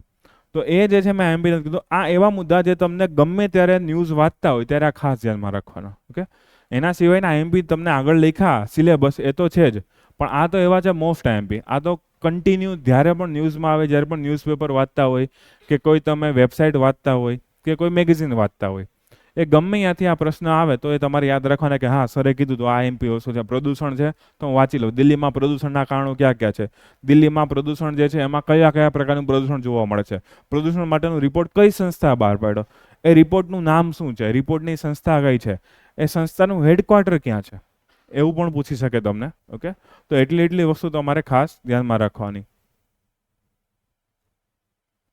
ઓકે, એના સિવાય આપણે આવી જાય થોડાક મેન્સના પ્રશ્નોમાં. મેન્સમાં આપણને આઈડિયા આવશે કે કેવા કેવા પ્રકારના પ્રશ્ન પૂછે છે. ઇઝી પૂછે છે, અઘરા પૂછે છે, કરંટ બેઝ પૂછે કે સ્ટેટિક પૂછે છે. ઓકે, જોતા જઈએ. જીપીએસસીનું પેપર છે તેજસ. 2019માં તેજસ એની પહેલી ફ્લાઇટ ભરેલી હતી. તો તેજસનો પ્રશ્ન પૂછી લો, સાવ સિમ્પલ છે. તો તેજસ કેમ આવશે? ડીઆરડીઓ વાળામાં આવશે અથવા તો ડિફેન્સ સાયન્સમાં આવશે. પણ તમે જો કરંટ અફેરનો પ્રશ્ન છે. બીજું કોવિડ-19નો પ્રશ્ન પૂછ્યો. હવે કોવિડ-19 જ્યારે આવ્યું ત્યારે આપણી પારંપરિક દવાઓ જે છે અથવા તો પરંપરાગત તબીબી સારવારો છે કઈ રીતે ફાયદા કરતી, મીન્સ કે આયુર્વેદ, યોગ, હોમિયોપેથી, એનાથી કયા કયા પ્રકારના ફાયદા થયા. તો આ એવો પ્રશ્ન છે કરંટમાં હતો તો ખરી, પણ કરંટમાં વેબસાઇટમાં ઓછો હતો, તમારા વોટ્સઅપ મેસેજમાં વધારો હતો. કોવિડ આવ્યું ત્યારે બધાના મોબાઈલમાં આવતું હોય કે ભાઈ આ લીંબુ નીચવી નવું પી જાઓ ને આનું પાણી ઉકાળી નવું કરો. ઓકે, ઊંધા માથે લટકી જાઓ ને એવું કેટલી વસ્તુ આવતી હતી. તો એમાંથી જે ઓથેન્ટિક વસ્તુ હોય ને એના વિશેનો તમારે પોઈન્ટ લખવાનો. જેમ કે યોગ હોય તો ભાઈ સિમ્પલ હોય, યોગ છે, અનુલોમ વિલોમ કરો, પ્રાણાયામ કરો તો ભાઈ શ્વાસોશ્વાસ સારા થાય. કોવિડ કેવી બીમારી હતી કે ભાઈ સૌથી પહેલા શ્વાસને, ગળાને, છાતીને અસર વધારે કરે. ન્યુમોનિયા મેઇન એક પ્રકારનું હતું. તો સાવ સિમ્પલ, ફેફસા જેનાથી સારા થતા હોય, શ્વસન તંત્ર સારું થતું હોય, એના વિશે તમે વધારે સારી રીતે લખી શકો છો. પછી વોટ્સઅપમાં જેટલું આવ્યું એવું બધું નહીં લખવાનું તમારે આમાં. ઓકે, તો બેટર છે કે તમે ક્યાંક મેગેઝિનમાં વધારે વાંચેલું હોય અથવા તો તમને એક્ઝેક્ટ આઈડિયા કે ભાઈ હા હળદરથી તો આ ફાયદો થાય જ છે, તુલસીથી આ ફાયદો થાય જ છે, તો તમે એના વિશે વધારે લખી શકો. પછી ગમે એમ ઓલા યુટ્યુબના વિડીયો ગમે બનાવી નાખે, 10-15 વર્ષો ભેગી કરીને ગરમ મસાલો બનાવતા હોય અને એનું પાણી પીવાનું કે એવું નહીં લખવાનું. ઓકે, સિમ્પલ પોઈન્ટ જે ક્યાંક ફેમસ હોય આપણા પુરાણોમાં, શાસ્ત્રોમાં, એ લોકો લખ્યું છે પરંપરાગત પ્રકારની વસ્તુ. ઓકે, પછી આ કોવિડનો ટાઈમ હતો ત્યારનું જ પેપર છે. એ લોકોએ શું કર્યું હતું, કેન્દ્ર અને રાજ્ય સરકારે લોકોનું એજ્યુકેશન બગડે નહીં એના માટે અલગ અલગ ઈ લર્નિંગ પહેલ ચાલુ કરેલી હતી. ઓકે, તો એવી 3-4 ઈ લર્નિંગ પહેલ તમને આઈડિયા હોય તો એના વિશે તમારે લખવાનું હોય. ઓકે, તો એ પણ કરંટનો ક્વેશ્ચન થઈ ગયો છે. ઓકે, આ ડિજિટલ ક્ષેત્રમાં આવશે. ડિજિટલ ક્ષેત્ર કેમ કે શું કામ? ઈ લર્નિંગ, ઈ એટલે કે ઓનલાઈન વસ્તુ હોય. તો ડિજિટલ ક્ષેત્રનો આ પોઈન્ટ આવી શકે, અથવા તમે એને મૂકી શકો સરકારી યોજનામાં કે સરકારની નીતિઓમાં, એમાં પણ મૂકી શકો છો. આ જે છે મેડિકલ ક્ષેત્રમાં આવી શકે, જે તમે છેલ્લેથી બીજો ત્રીજો પોઈન્ટ લખેલો છે મેડિકલ ક્ષેત્રવાળો, એમાં આવી શકે.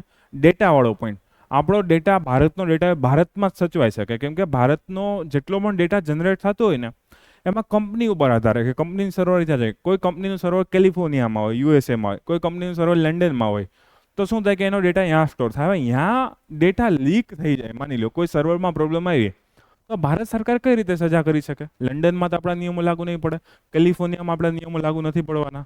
ઓકે, તો ભારત સરકાર એવો ધીમે ધીમે પ્રયત્ન કરતી હતી કે જેટલા પણ ડેટા સર્વર હોય કે જે ભારતીય લોકોનો ડેટા સ્ટોર કરતા હોય એ ડેટા સર્વર બને એમ ભારતમાં આવે. તો એ કન્સેપ્ટ જે મેં તમને કીધું એને કહેવાય ડેટા સોવરેનિટી અથવા ડેટા સાર્વભૌમત્વ. તો એ કન્સેપ્ટ ત્યારે 2019માં બહુ ન્યૂઝમાં હતો, હવે ઓછો ન્યૂઝમાં છે. તો એ ડેટા સોવરેનિટી પણ કરંટનો જ ક્વેશ્ચન તમે કહી શકો છો.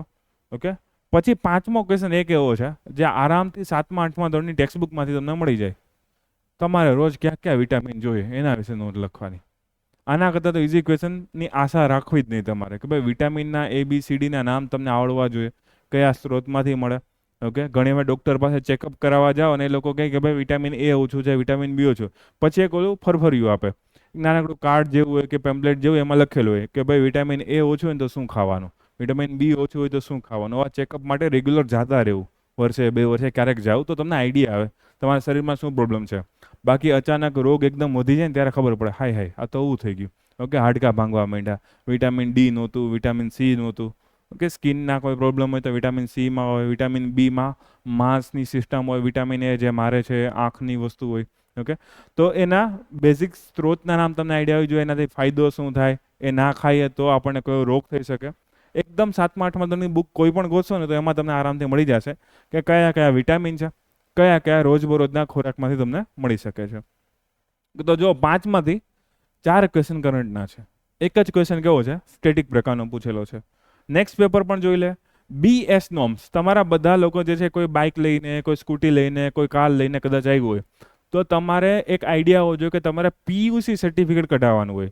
ઓકે, PUCમાં શું હોય કે પોલ્યુશન અંડર કંટ્રોલ, તમારા એન્જિનમાંથી ધુમાડો ઓછો નીકળે છે અથવા તો ધુમાડાના જે ઘટકો છે હાનિકારક નથી, પોલ્યુશન અંડર કંટ્રોલ છે, એના માટે PUC સર્ટિફિકેટ આપવામાં આવે છે. એ કોના ઉપર આધાર રાખશે? તમારા એન્જિન ઉપર અને ફ્યુલ કયું નાખો છો ને એના ઉપર. ઓકે, તો જે ઈંધણ નાખો છો એ ઈંધણના અલગ અલગ નિયમો હતા, જેમાં ભારત સ્ટેજ નોર્મ્સ જે છે બહુ ફેમસ થયા છે.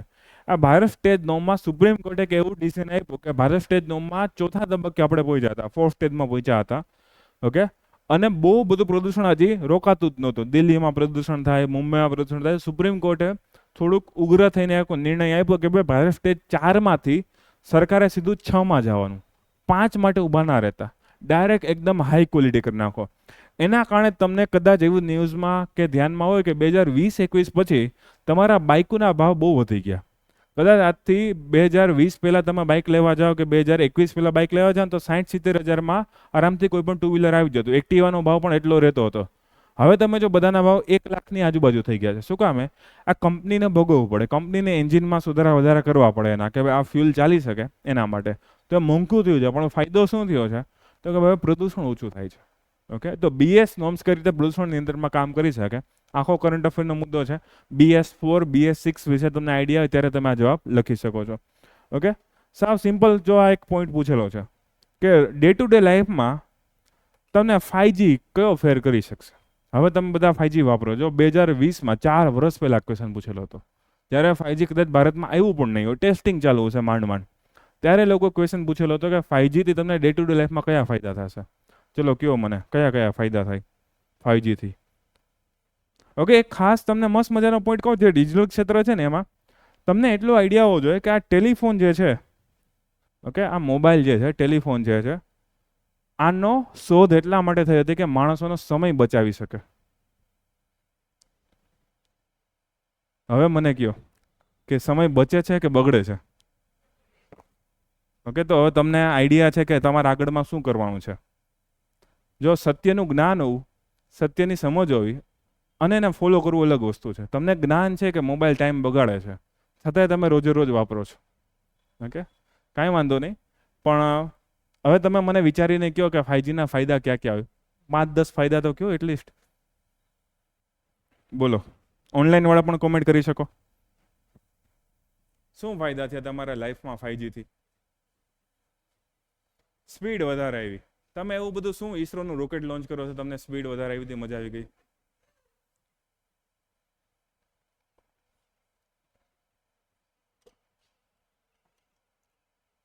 પહેલા જે પિક્ચર 1 કલાકમાં ડાઉનલોડ થતું હતું હવે એ 5 મિનિટમાં થાય છે. ઓકે, બીજો તો કાંઈ પ્રોબ્લેમ છે નહીં.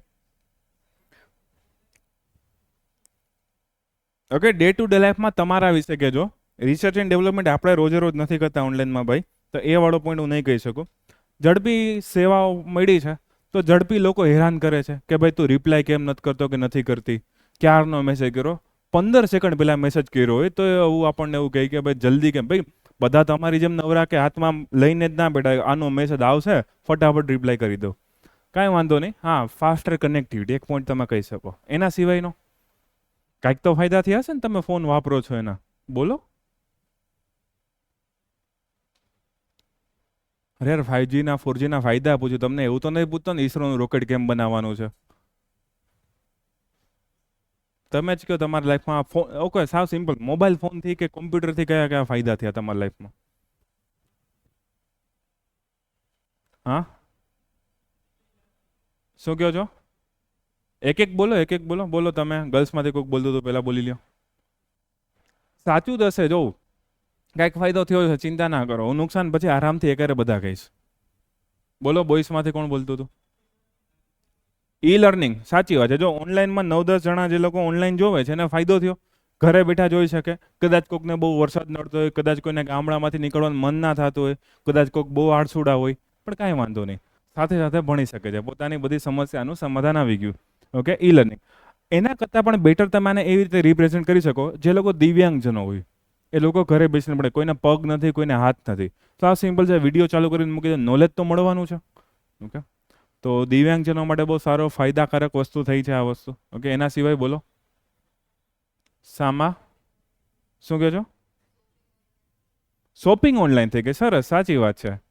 ઓકે, ગર્લ્સ માટે શોપિંગ તો બહુ સારી વસ્તુ કહેવાય કે ઓનલાઈન ખરીદી કરી શકો છો, તમે વેચી પણ શકો છો વસ્તુ. પેલું OLXમાં આવે છે તો એનાથી ફાયદો થયો કે ભાઈ કદાચ હવે તમારે રોજે રોજ બહાર જતા હોય, કદાચ જતા હોય તો એ ના જવું પડે. બોಯ್સને એવું ના આવે, મહિને 1-2 વાર જઈ આવે શાંતિ, પછી મહિનો દિવસ. કદાચ ઘણા એવું છે 6-8 મહિને જતા હોય, બસ સર ઘણું, હવે વરસ દિવસ શાંતિ. હવે ઓકે, ગર્લ્સ માટે કદાચ એવું કે સર શોપિંગમાં તો જવું પડે, મહિને 2-3 વાર તો મિનિમમ જવું પડે અમારે. તો એક ફાયદો થયો કે હવે જે મિંત્રા આવી ગયું છે, મીશો આવી ગયું છે, ફ્લિપકાર્ટ, એમેઝોન આવી ગયું છે, આરામથી ઘરે કપડાં મગાવે, 2-3 દિવસ પહેરે, પાછા રિટર્ન કરી દે, ના મજા આવી.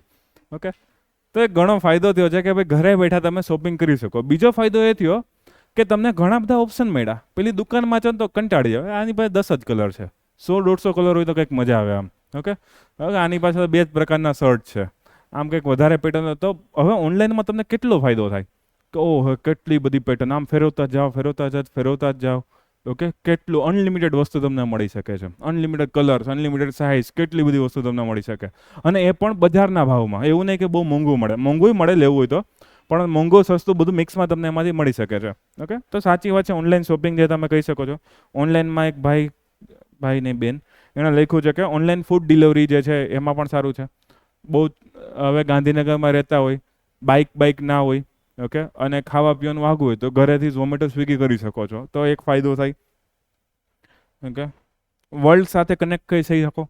તમે નવરા બેઠા હોય, આજુબાજુવાળા વાત કરતા થાકી ગયા, તમને એમ થાય લાવો અમેરિકાનો કોઈ મિત્ર બનાવું, કોઈ માણસ જે છે સાઉદી અરેબિયાનો છે એને પૂછું તમારા દેશમાં કેવા હાલચાલ ચાલે છે. તો હા, એક વર્લ્ડ સાથે તમે કનેક્ટ રહી શકો છો. એના કારણે તમને ગ્લોબલ નોલેજ વધ્યું. હવે લોકોને બધા શેરીને ખબર છે ટ્રમ્પના કાનમાં ગોળી વાગી હતી, બધાને ખબર છે. ઓકે, બધાને ખબર છે રશિયા યુક્રેનનું યુદ્ધ 2 વર્ષથી ચાલે છે, બધાને ખબર છે ઇઝરાયલનો અને પેલેસ્ટાઈનનો શું વાંધો છે. ઇવન તમે કદાચ કોઈ પાણીપુરી વાળાને કે ચા વાળાને પૂછો ને તો એને આઈડિયા છે કે ભાઈ ઇઝરાયલનો અને હમાસમાં શું ઇસ્યુ ચાલે છે, શું નથી ચાલતું. એટ ઇઝ બેઝિક તો એને ખબર હશે કે ભાઈ હા કંઈક બાધાબાધી તો કરે છે, ઓકે, મારામારી કરે છે. તો એટલું એને બેઝિક આઈડિયા છે. હા, વર્લ્ડ સાથે કનેક્ટેડ રહી શકો છો તમે. ઓનલાઈન ઇન્કમ પણ થઈ શકે, સાચી વાત છે. ઓકે, ઘણા બધા લોકો ઇન્ફ્લુઅન્સર બની ગયા છે. ખબર નહીં ઇન્ફ્લુઅન્સરનો મિનિંગ આ લોકો શું કરે છે, પણ એ તમે જો ઘરે બેઠા બેઠા અલગ અલગ પ્રોડક્ટના રિવ્યૂ કરતા રહે, આ ફોન સારો છે, આ કેમેરા સારો છે, આમાં આવું વાંધો છે. ઘણા લોકો તો ઘરે બેઠા બેઠા મૂવીનું ઓલું રિવ્યૂ આપે કે ભાઈ આ મૂવી એટલું સારું છે, એટલું ખરાબ છે, અને એને જેટલા વ્યૂઝ મળે એટલી એને એડવર્ટાઇઝમેન્ટ મળે અને એમાંથી એને પૈસા મળે. તો ઘરે બેઠા આરામથી વર્ક ફ્રોમ હોમ, એક ઇન્ટરનેટ હોય, એક સારો કેમેરા હોય, સારી સ્ક્રીન હોય, તમે આરામથી ઘરે બેઠા પૈસા કમાઈ શકો. અને હવે તો એવું થઈ ગયું છે એ લોકો ઘણા વધારે પૈસા કમાય છે. ઓકે, તમે જે જોબ કરો છો એના કરતાં ઘણા વધારે પૈસા કમાઈ શકશે. પણ કાંઈ વાંધો નહીં, એની 4 દિનની ચાંદની છે, કેમ કે સરકારે તમને ખબર છે 2019-20માં ટિકટોક અચાનક બંધ કરી દીધું હતું. તો તમને એમ થાય, ઓહ મારા તો 100 મિલિયન ફોલોઅર વયા ગયા ભાઈ, પૂરું, પતી ગયું. ઓકે, એ સસ્ટેનેબલ બિઝનેસ નથી. તમને એમ થાય હું પબજી રમીને પૈસા કમાઉં. ઘણા ઓલા ગેમર્સ તમને ખબર છે યુટ્યુબમાં ઓનલાઈન ગેમ રમતા અને પૈસા કમાતા હોય. પબજી બંધ, વાત પૂરી, દુકાન બંધ તમારી. પણ સરકાર કહે તમારો સ્ટીલનો પ્લાન્ટ અચાનક બંધ નહીં કરી દે. હા, ઓકે, હા, કોઈ પ્રોબ્લેમ તમે ક્રિએટ કરતા હોય તો અલગ વાત છે. તમે કોઈ કરિયાણાનો બિઝનેસ કરતા હોય અચાનક બંધ નહીં કરી દે, ભલે પૈસા ધીમે ધીમે મળે, ઓછા મળે. તો ઓનલાઈનમાં જેટલી સ્પીડ છે આવામાં છે એટલી જવામાં પણ એટલી સ્પીડ છે, પણ કાંઈ વાંધો નહીં. Okay, e learning, e commerce, e નામ, શું કહો છો? સરસ, હા. તો એક કન્વિનિયન્સ, ઓનલાઈન વિવિધ સેવાઓ મળતી થઈ છે. જેમ કે તમે બધા જ્યારે જીપીએસસીનું ફોર્મ ભરશો ને ત્યારે તમે છ એ જઈને ફોર્મ નથી ભરવાના. તમે ઓનલાઈન તમારા મોબાઈલમાંથી કે લેપટોપમાંથી ફોર્મ ભરશો. જે ઓનલાઈન વાળા ઘરે બેઠા છે, કચ્છ બેઠા હશે, નવસારી બેઠા હશે, દાહોદ, ડાંગ બેઠા હશે, એ કોઈ પણ જગ્યાએ બેઠા હોય, એ લોકો ઘરે બેઠા ફોર્મ ભરી શકશે. ગાંધીનગર કે અમદાવાદના ધક્કા હવે ઓછા થઈ ગયા છે. સેમ ટુ સેમ તમે બધા કદાચ જ્યારે લાયસન્સ લીધું હોય, લાયસન્સ બાકી હોય તો ખબર નહીં, પણ જેણે પણ લાયસન્સ લીધું હોય તમને આઈડિયા છે કે લાયસન્સના ફોર્મ શરૂઆતમાં પહેલાં બધું ઓનલાઈન કરવું પડે. હા, ટેસ્ટ તો ફિઝિકલ જ દેવા જવી પડે. એમાં જે એવી સુવિધા નથી આવી કે તમે મોબાઈલમાં પેલું ફેરવો ને તમારું બાઇક ફરતું જાય. કદાચ ફ્યુચરમાં આવી જાય, નક્કી ના કહેવાય. પણ હા, તમારું ફોર્મ ઓનલાઈન થઈ ગયું, મતલબ કે તમારો ઘણો સમય બચ્યો છે. ઓકે, એના સિવાય તમે એવું કહી શકો કે ભાઈ જીપીએસસીનું ફોર્મ હોય કે બીજું કોઈ પણ ફોર્મ હોય, બેંકનું ફોર્મ હોય, બેંકમાં અકાઉન્ટ પણ ખોલાવવું હવે ઘરે બેઠા પોસિબલ થઈ ગયું છે. ઓકે, તો ઓનલાઈન વિવિધ સુવિધા, એને ઈ સેવાઓ કહી શકો તમે. ઓકે, બીજો કોઈ ફાયદો નહીં? ઓકે, હવે હું નુકસાન કહું. સૌથી પહેલું નુકસાન, લોકોનો સમય, ટીનેજર્સનો સમય બગડે છે. આ સમય નથી બગડતો, ભવિષ્ય બગડે છે. તમારામાંથી જે લોકો ઓછો મોબાઈલ વાપરશે કદાચ એના ચાન્સીસ વધારે એવા છે કે વધારે વાંચી શકશે પ્રોપર વસ્તુ, જે હું કહું સજેસ્ટ કરતો હોય એ. ઓકે, તો એના બેટર ચાન્સીસ થશે પાસ થવાના. બીજી વસ્તુ એ પણ છે, લોકોને ખરાબ ટેવો લાગી જાય, કેમ કે ઓનલાઈનમાં કોઈ કંટ્રોલ નથી. સોશિયલ મીડિયામાં લોકો ગમે એમ ગારાગારી બોલતા હોય, બીભત્સ વર્તન કરતા હોય છે, તો તમારા સંસ્કાર બગડી શકે છે. તમે ખુદ બગડી શકો. હવે બાળક નાનો હોય, મોટો થતો હોય ને આવી બધી વસ્તુ જોવે તો એ સિમ્પલ વસ્તુ છે, ગમે ત્યાં વળી જવાનો છે. એની માથે કોઈ વોચ ના હોય. મમ્મી પપ્પા આખો દિવસ તો ધ્યાન નથી રાખવાના કે ભાઈ કયો વિડીયો જોયો છે, શું જોયો છે, વિડીયોમાં શું કીધું છે. તો પ્રોબ્લેમ ક્રિએટ થઈ શકે છે આપણા સમાજમાં. કે તમે જો જે નવી જનરેશનના બાળકો છે, કદાચ મા બાપની કે નવા મહેમાન આવ્યા એની રિસ્પેક્ટ કરવાનું થોડુંક ઓછું થઈ ગયું છે. તમે તમારી આસપાસ બધી જગ્યાએ જોયું, તમે કોઈ પણ સમાજમાંથી કોઈ પણ એરિયામાંથી આવેલા હશો, તમે જોયેલું હશે. તમે નાના હશો ને ત્યારે એક ડર હશે કે દાદા દાદી આવ્યા, નાના નહીં આવે તો આમ શાંતિથી બેસવાનું, પગે પગે લાગવાનું. ઓકે, મમ્મી જ્યાં સુધી કંઈ બોલે નહીં ત્યાં સુધી કંઈ ખાવા પીવા નહીં, ખૂણામાં બેસી રહેવાનું. હવે એવો ડર છે જ નહીં. હવે તો લોકો દાદા દાદી નાના નાની ઝાપટું બાપટું મારે છે, એનો ફોન લઈ લે છે, ગેમ રમવા માંડે, ગમે એનો ગેમ ના આપો તો ફોન ઘા કરી દે છે. ઓકે, બાળક બુદ્ધિ છે, તમને ખબર છે કે ભાઈને ખબર ના હોય કે ભાઈ 20, 25, 30 હજાર રૂપિયાની વસ્તુ હોય, ઘણામાં તો એના કરતાં પણ મોંઘા ફોન આવતા હોય. ઓકે, તો આ બાળકોથી બચીને રહેવું તમારે. ઓકે, અથવા તો બાળકોને મોબાઈલથી બચાવીને રાખવા, જે પણ તમારી ઈચ્છા હોય તો એ તમે કરી શકો છો. એના સિવાય લોકો અનિદ્રાનો ભોગ બનતા જાય છે. હવે તમારી રાત 10 વાગે નથી પડતી, હવે તમારી રાત 2 વાગે પડે છે. તમારા મમ્મી પપ્પાની રાત પણ એક સમય એવો હતો કે 10 વાગે, હવે તમારા મમ્મી પપ્પાને ટેવ લાગી ગઈ. 12-12:30 સુધી મમ્મી પપ્પા બેઠા બેઠા વોટ્સઅપમાં ગમે એવા સ્ટેટસ મૂકતા રહે, ગુડ મોર્નિંગ, ગુડ નાઇટ, ફૂલડા મૂકતા રહે છે. 10 લોકોને ફેમિલી ગ્રુપમાં મેસેજ ફોરવર્ડ કરે છે. પાછા તમને કહે જો આમાં આવો મેસેજ આવ્યો, 1 રૂપિયામાં આઈફોન મળે છે. ફેક ન્યૂઝનો ફેલાવો વધી ગયો. તમે અનિદ્રાનો ભોગ બન્યા. અનિદ્રાનો ભોગ બન્યા તો સૌથી મોટી અસર થાય બીજા દિવસે, તમારી વર્ક પ્રોડક્ટિવિટી ઘટી જાય, તમારી કાર્યક્ષમતા ઘટી જાય. હવે રાત્રે 3 વાગે સૂતા હોય ને સવારે 8 વાગ્યાનો લેક્ચર ભરવો પડે, બહુ દુઃખ થાય. એક તો ગમે એમ ચલો નાયા ધોયા વગર પહોંચી તો ગયા હોય, ચા પીધા વગર, બ્રશ કર્યા વગર, પણ એમાં 2 કલાક જાગતું જીવતું બેસવું તો ખરી ને, કે આ સર શું બોલે છે કંઈ ખબર જ નથી પડતી. તો પ્રોડક્ટિવિટી ઘટી શકે તમારી. ઓકે, તો એક અસરકારકતા. અને અસરકારકતા તમારી હશે ત્યાં સુધી વાંધો નહીં આવે, કંપનીની હશે ને ત્યાં સુધી એના બોસને નુકસાન થાય. તમે કોઈ કંપનીમાં કામ કરો છો, ત્યાં સરખું કામ નથી કરતા તો તમારી જોબ પણ જઈ શકે, એને તમારાથી સંતુષ્ટિ ના હોય. ઓકે, તો તમારી જોબ પણ જઈ શકે છે. એ કે થાય.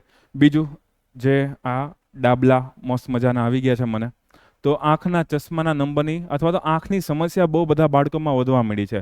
અત્યારથી નાના બાળકોને એવું થાય 5-7 નંબર. ઓકે, મને તો મોટી ઉંમરે આવ્યા, બીજા બાળકોને અત્યારે એવું થાય નાનપણની ઉંમરથી, 4થા-5મા ધોરણમાં હોય ત્યારથી ચશ્માના આવીના સ્ટાર્ટ થઈ જાય છે. ઓકે, આંખો સુકાઈ જવાની સમસ્યા, આંખોમાં ઇન્ફેક્શનની સમસ્યા, એવી ઘણી બધી સમસ્યા જોવા મળી. બાળકો બહાર રમતા ઓછા થઈ ગયા છે. બાળ ઓછા રમતા થઈ ગયા ને એની સામાજિક સ્કિલ્સ ઓછી થઈ ગઈ. હવે એને બીજા લોકો સાથે ભળતા કરતા નથી આવતો, બધા ઇન્ટ્રોવર્ટ જ થઈ ગયા છે, બધા પોતાનામાં જ મશગુલ રહી છે. ને જ્યારે વ્યક્તિ પોતાનામાં જ મશગુલ રહી અને દુઃખ આવે ત્યારે શેર ના કરી શકે અને થાય માનસિક તણાવ, માનસિક રોગોમાં વધારો. આજથી 10 વર્ષ પહેલાં કોઈ સાંભળ્યું નહીં એન્ઝાયટી કોને કહેવાય, સ્ટ્રેસ કોને કહેવાય. આ નવા નવા શબ્દ કોવિડ પછી આવી ગયા છે કે સર મને એન્ઝાયટી થાય છે, મને ટેન્શન થાય છે, આ થાય. એવું કાંઈ ના હોય, જલસા કરવાના. ઓકે, વચાતું હોય કાં ના વચાતું હોય, ના વચાતું થોડુંક ફ્રેશ થઈને પાછું વાંચવા માંડવાનું. ઓકે, બહુ ટેન્શન ડિપ્રેશન નહીં લેવાનું. ફેલ થયા તો ફેલ થયા, નવેસરથી તૈયારી ચાલુ કરી દેવાની. ઓકે, તો તમારા પપ્પાના સમયમાં આવું એન્ઝાયટી ડિપ્રેશન જેવું કંઈ હતું જ નહીં. ઓકે, કે ભાઈ દાદાએ કીધું છે આ કામ કરવાનું તો કરવાનું, એમાં કંઈ બહુ ટેન્શન ના હોય. ઓકે, તો એન્ઝાયટી ડિપ્રેશન આજકાલના સમયમાં બહુ વધારે જોવા મળે છે. હું એવું નથી કહેતો કે સાવ ખોટી વસ્તુ છે, પણ એક એક્સ્ટ્રીમ લેવલે પહોંચી ગઈ છે કે આજકાલ બાળકને એવું થતું હોય કે યાર મમ્મીએ ફોન લઈ લીધો, મને બહુ ટેન્શન થાય છે, મને 2 કલાક ફોન નથી વાપરવા દેતા. અરે ભાઈ તારા માટે લીધો હશે. ઓકે, લીધો છે તો તું લેસન કર, હોમવર્ક કર, એના માટે લીધો હશે. એના સિવાય બાળકોનો સ્વભાવ તો ચીડચીડિયો થઈ જાય. તમે જરાક એના ફોનને અડો એટલે રાડારાડી કરવા માંડે. તે મારો ફોન કેમ લીધો, આમ કેમ કર્યું, તેમ કેમ કર્યું. તમારો પણ સ્વભાવ એવો છે, કદાચ તમે મમ્મીને ફોન જોવા આપ્યો હોય અને મમ્મી ભૂલથી આજુબાજુમાં ફેરવા માંડે, પપ્પા ફેરવા માંડે, તો તમારા ધબકારા ઊંચા ચડી જાય. યાર આ તો ક્યાં જાય છે, આપણે જે કંઈક મેસેજ દેખાડો આપ્યો તો ના કેમ આજે આવડા વયા ગયા, તો કે બીજા મેસેજ વાંચી લેશે તો થોડુંક ટેન્શન, ચીડચીડો સ્વભાવ ને એવું બધું થવા માંડે છે. ઓકે, માનસિક રોગો વધી શકે. વ્યાયામ લોકોનો ઘટી જાય તો શારીરિક ક્ષમતા જે છે ઓછી થઈ જાય છે. હવે લોકોને 2 માળ 3 માળ ચડવામાં મુશ્કેલી પડે છે, થાય છે ને. શું કામ? કેમ કે વ્યાયામ ઘટી ગયો છે. તો આ તો હજી સિમ્પલ મેં પ્રોબ્લેમ કીધી.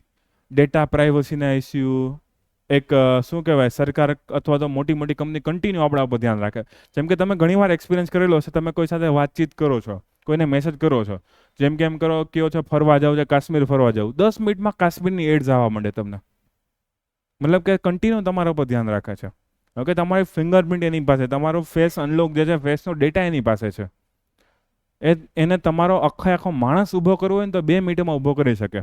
ઓકે, કે ભાઈ આ માણસ આવી વસ્તુ કરતો હશે, આની સાથે ચેટ કરે છે, આટલી કલાક ફોન વાપરે છે, આટલી કલાક ગેમ રમે છે, એ બધું એને આઈડિયા છે. તમે કઈ વેબસાઇટ ક્યારે વિઝિટ કરેલી, બધો આઈડિયા છે આ મોટી મોટી કંપનીને. તમે ઇમેજિન કરો તમારા મોબાઈલમાં ઓટીપી આવે, તમે વાંચો નહીં, પહેલાં એપ્લિકેશન એન્ટર કરી લીધો હોય. મતલબ કે એને ખબર છે કે આટલો 10 લાઇનનો મેસેજ છે, એમાંથી ઓટીપી કયો છે, અને એ જ ઓટીપી કેપ્ચર કરે. તો શું બીજા મેસેજ નહીં વાંચતું હોય? એને ખબર કેમ પડી કે ઓટીપીનો મેસેજ જ મારે આ જ મેસેજ વાંચવાનો? એનું ધ્યાન તો બધા મેસેજમાં હશે ને. તમે એપ્લિકેશન ઇન્સ્ટોલ કરો ત્યારે પરમિશન માગે કે allow access to messages and calls માગે છે. મતલબ કે એને ખબર છે કે તમારા મેસેજ ક્યાં, તમારું બેંકનું બેલેન્સ આવ્યું છે ને ખબર હશે કે ભાઈ આના મોબાઈલમાં 10,000નું બેલેન્સ છે, આના મોબાઈલમાં 6,000નું બેલેન્સ છે. ઓકે, તો એને બધો આઈડિયા છે. તો એક તમે જો ડેટા પ્રાઇવસીનો ઇસ્યુ, ગોપનીયતાનો ઇસ્યુ, એ પણ ઇસ્યુ છે. પણ કાંઈ વાંધો નહીં, નુકસાન તો હજુ આના પડતા પણ ઘણા કહી દઉં, પણ તમે તૈયાર રહેજો ફાયદા વધારે કોઈક પૂછે તો કહેવા માટે. હવે કોઈ પણ વસ્તુ એનું આપણે એનાલિસિસ કરીએ, ફાયદા વધારે તો આપણે વસ્તુ વાપરતા રહેશું, નુકસાન વધારે તો એ વસ્તુ બંધ કરી દેશું. જેમ કે પ્લાસ્ટિકના ફાયદા કરતાં નુકસાન વધવા માંડ્યા છેલ્લા 5-10 વર્ષમાં. તો આપણે શું કર્યું? પ્લાસ્ટિક ઉપર પ્રતિબંધો લેવાના સ્ટાર્ટ કરી દીધા. કપડાની થેલી, કાગળની વસ્તુ, ખોખાનું પેકેજિંગ, એવું બધું વાપરવા માંડ્યા. સાવ સિમ્પલ વસ્તુ. તો જ્યારે ફ્યુચરમાં એવું પણ થશે કે તમને એવું થાય યાર સર મોબાઈલ નુકસાન વધારે કરે છે ફાયદા કરતાં, ત્યારે તમે ખુદ એવું કરશો કે હવે નોકિયાનો મોબાઈલ લેવાનો વારો આવશે. અને હકીકતમાં અમેરિકન, યુરોપમાં ઘણા ટીનેજર્સ જે સિન્સિયર પ્રકારના હવે એવું કરવા માંડ્યા છે. સિમ્પલ સાદો ફોન વાપરવાનો સ્ટાર્ટ કરે છે, સમય બચે. કોઈને રિપ્લાય કરવાની માથાકૂટ નહીં, કોઈ લોકેશનની માથાકૂટ નહીં, કોઈ ઓટીપીની ઝંઝટ નહીં, યુપીઆઈથી ફટફટ પૈસા કપાય એની કોઈ ટેન્શન નહીં, કાંઈ નહીં. ફોન આવે જાય, ટેક્સ્ટ મેસેજ આવે જાય, પેલી સાપ સીડીવાળી ગેમ રમવાની, જલસા કરવાના. ઓકે, એ રમીને કંટાળી જશો એક સમયે તો. ઓકે, તો ઘણી બધી નેગેટિવ ઇફેક્ટ છે, તો તમે જોઈ શકો. પણ તમને આમાં શું પૂછ્યું છે? ફરક પાડશે. ફરક પોઝિટિવ પણ હોય, નેગેટિવ પણ હોય. પણ આન્સર લખો ત્યારે બેલેન્સ લખો. મારી જેમ એટલું બધું નેગેટિવ નહીં લખવાનું. ઓકે, હું ફોન વાપરું છું એવું નથી કે મેં મૂકી દીધો છે. તો પોઝિટિવ નેગેટિવને ગમે એમ બેલેન્સ કરવાની ટ્રાય કરવાની. ઓકે, પછી એક આઈટી રૂલ્સ આવેલા હતા 2021માં. એ આઈટી રૂલ્સ વિશેનો બેઠો પ્રશ્ન પૂછી લીધો કે ભાઈ આઈટી રૂલ્સના મહત્વનું મૂલ્યાંકન કરો કે ભાઈ કઈ રીતે ફાયદાકારક છે, એમાં હજુ પણ ક્યાં ક્યાં સુધારા કરી શકાય એમ છે. તો બેઠો એક સિમ્પલ ક્વેશ્ચન હતો. ઓકે, કોવિડમાં જે છે વેક્સિન જે આવેલી હતી, રસી આવેલી હતી, હવે એમાં કોઈ રસી કોઈ વૈજ્ઞાનિકે શોધેલી, માની લો 2 વર્ષ કન્ટિન્યુ મહેનત કરી અને પછી એને રસી મળી. જનરલી એવું હોય, કોઈ પણ દવાની શોધ કરવામાં આવે, કોઈ પણ મૂવી હોય, કોઈ પણ સોંગ હોય ને, જેનો ક્રિએટર જે હોય, એનો જે સૂત્રધાર હોય, મેઇન જેણે વસ્તુ બનાવી એને અમુક અધિકારો આપવામાં આવે.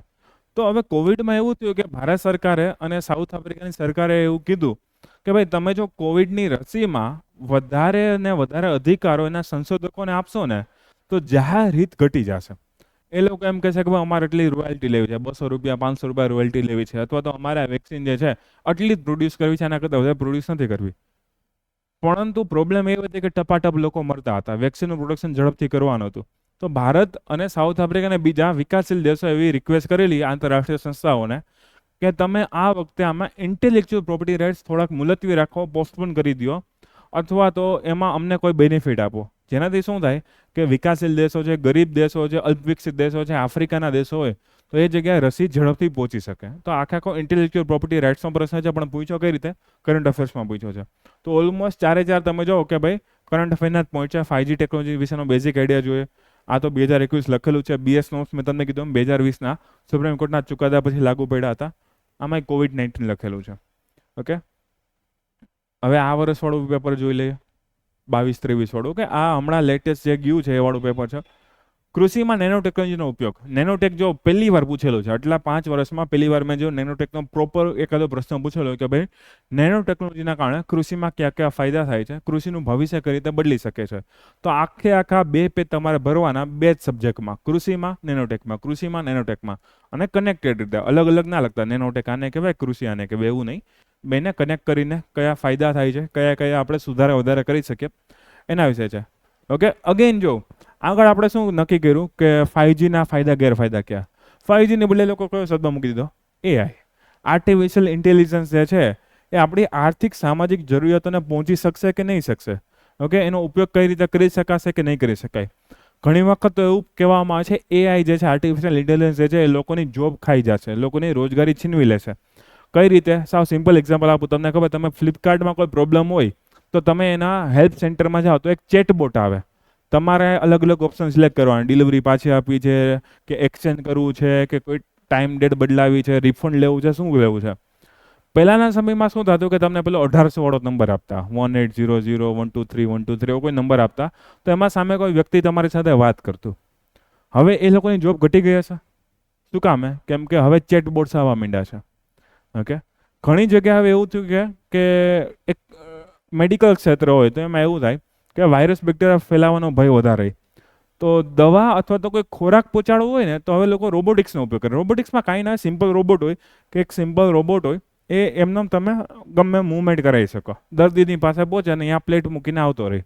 ફાયદો શું થયો કે ભાઈ બેક્ટેરિયા વાયરસ મનુષ્યના શરીરમાં નહીં આવે, પણ આનાથી એક પ્રોબ્લેમ થશે, નર્સિંગની જોબ ઘટી શકશે. ઓકે, સેમ ટુ સેમ તમે જો કે હવે ધીમે ધીમે એવું થવા માંડ્યું છે કે માર્કેટિંગ પણ ડિજિટલ થઈ ગયું. ઓકે, બધી જગ્યાએ તમે જો કે ઓનલાઈન ઇન્સ્ટાગ્રામમાં, ફેસબુકમાં, યુટ્યુબમાં માર્કેટિંગ કરવામાં આવે અને તમે જેવા વિડીયો જોતા હોય એવું સજેશન તમને આપે છે. તમે માની લો કોઈ ટ્રાવેલિંગના વિડીયો જોતા હોય તો તમને ટુરિસ્ટનું વધારે એડવર્ટાઇઝમેન્ટ આવે. તમે કોઈ શૂઝ કપડાં જોતા હોય તો તમે શૂઝ કપડાના રિકમેન્ડેશન વધારે આપે છે. હવે તમે જો પ્રિન્ટ મીડિયા અને ઇલેક્ટ્રોનિક્સ મતલબ કે ટીવી મીડિયામાં એડનું મહત્વ ધીમે ધીમે ઘટવા માંડ્યું. હવે તો તમે કદાચ ન્યૂઝપેપર વાંચતા એમાં એડ જોતા જ નહીં હોય, પણ એક સમયે છાપા જે છે એડવર્ટાઇઝમેન્ટનું મુખ્ય માધ્યમ હતું. હવે છાપાઓ લે છે પણ ઓછા લોકો લે છે. કે કદાચ આજથી 10 વર્ષ પહેલાં તમારા બધાના ઘરે છાપું આવતું હશે. હવે તમારામાંથી માંડ 50% લોકોના ઘરે માંડ આવતું હશે. તો જે તમારે છાપાની ડિલિવરી કરવા આવે એનો તો વેપાર અડધો થઈ ગયો ને. ઓકે, જેનું પ્રોડક્શન કરતું એનો વેપાર પણ ઘટી ગયો. હા, સામે એ જોબ કોને મળી ગઈ? મોટી મોટી કંપનીને, ગૂગલને, ફેસબુકને, મેટા, આ બધી કંપનીને મળી ગઈ. કેમ કે એ લોકો તો કરોડોના કરોડો કમાવા માંડ્યા છે. નાના નાના દુકાનદારો ઉઠવા માંડ્યા, કેમ કે જ્યારથી આ ફ્લિપકાર્ટ, એમેઝોન ઓનલાઈન ડિલિવરી ચાલુ કરેલી છે, નાના નાના દુકાનદારો ઉઠી ગયા છે. તો તમે જો એઆઈના કારણે ઘણી જગ્યાએ જોબ જઈ શકે છે. ઓકે, પણ તમને બીજો એ પ્રશ્ન પૂછ્યો, ભાઈ એઆઈના કારણે આપણી સામાજિક આર્થિક જરૂરિયાતો પહોંચી શકાશે કે નહીં? તો આને તમે પોઝિટિવ પોઈન્ટમાં લખી શકો. છેલ્લે છેલ્લે 1-2 પડકાર તમારે મેન્શન કરી શકો, ભાઈ આના આટલા આટલા પડકાર રહેવાના છે, આવી રીતે પોઈન્ટ હોઈ શકે. હવે 8મો ક્વેશ્ચન તમે વાંચો. ઈસરોનો ક્વેશ્ચન પૂછેલો છે.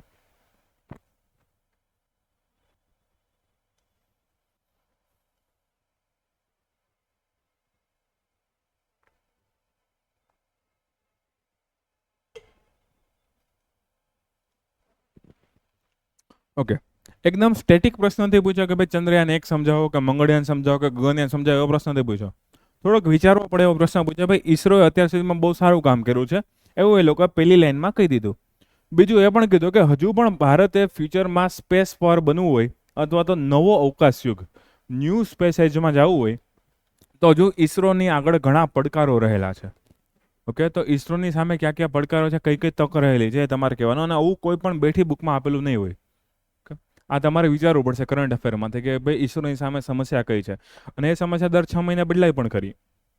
માની લો કોઈ રોકેટ ફેલ જાય, કોઈ રોકેટ સક્સેસ જાય, સરકાર એની નીતિમાં ફેરફાર કરે, સરકાર બજેટમાં ફેરફાર કરે.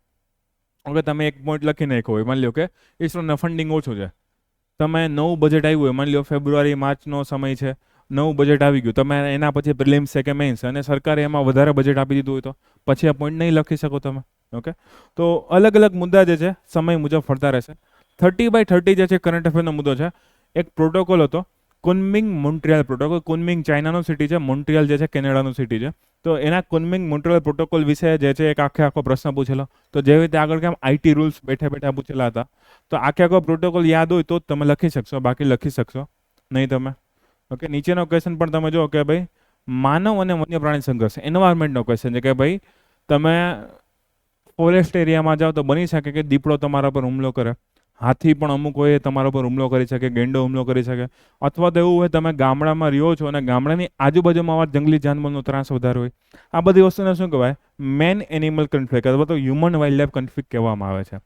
આ મેન એનિમલ કન્ફ્લિક્ટના અલગ કારણો હોઈ શકે, જેમ કે તમે જંગલમાંથી રોડ રસ્તો કાઢ્યો અને હવે ત્યાંથી બસનું ટ્રેનનું અવન જવન વધી ગયું. હવે ટ્રેન જે છે, હવે હાથીને તો નથી ખબર ને એની ટ્રેન રોજે રોજ આવા ટાઈમે પસાર થાય છે, કે ગેંડા નથી ખબર, માણસોને અડધા નથી ખબર હોતી, એમને મહિલા જતા હોય ભૂંગળા ભરાવીને. ઓકે, અને પછી બિચારા મરી જતા હોય.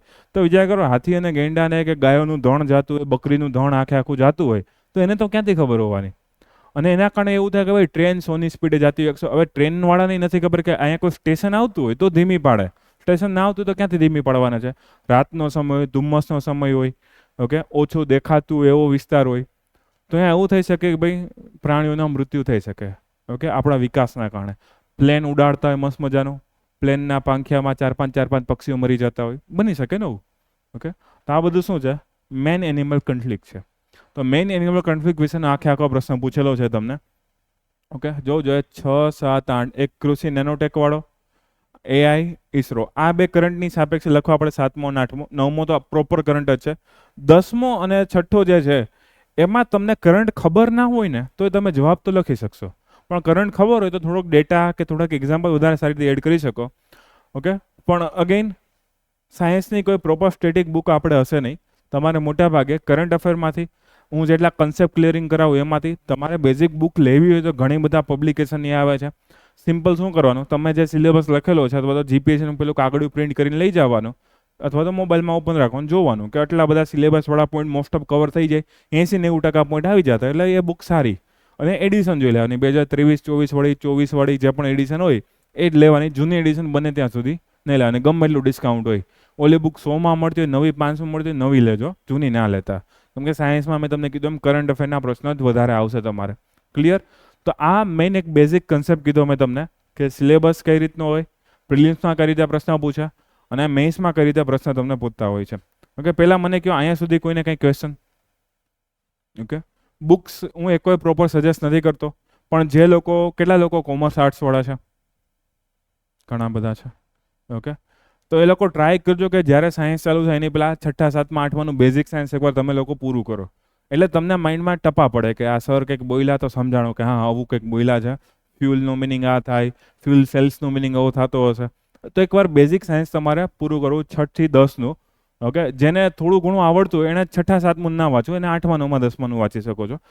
ઓકે, સાયન્સવાળા પણ કદાચ થોડોક સમય થઈ ગયો હોય, 10મા ધોરણની એક્ઝામ ગઈ હોય એને, તો ટ્રાય કરવી કે એટલીસ્ટ 9મા 10માની બેઝિક બુક્સ જે છે જોઈ લેવી, ચેપ્ટર જોઈ લેવા, ખબર પડી જાય કે ભાઈ આ ચેપ્ટર મને આવડે છે કે નથી આવડતું.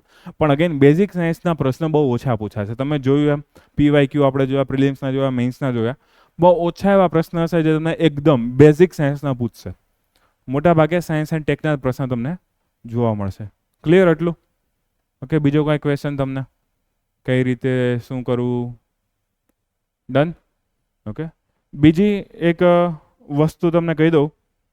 ઓકે, એક જ સેકન્ડ.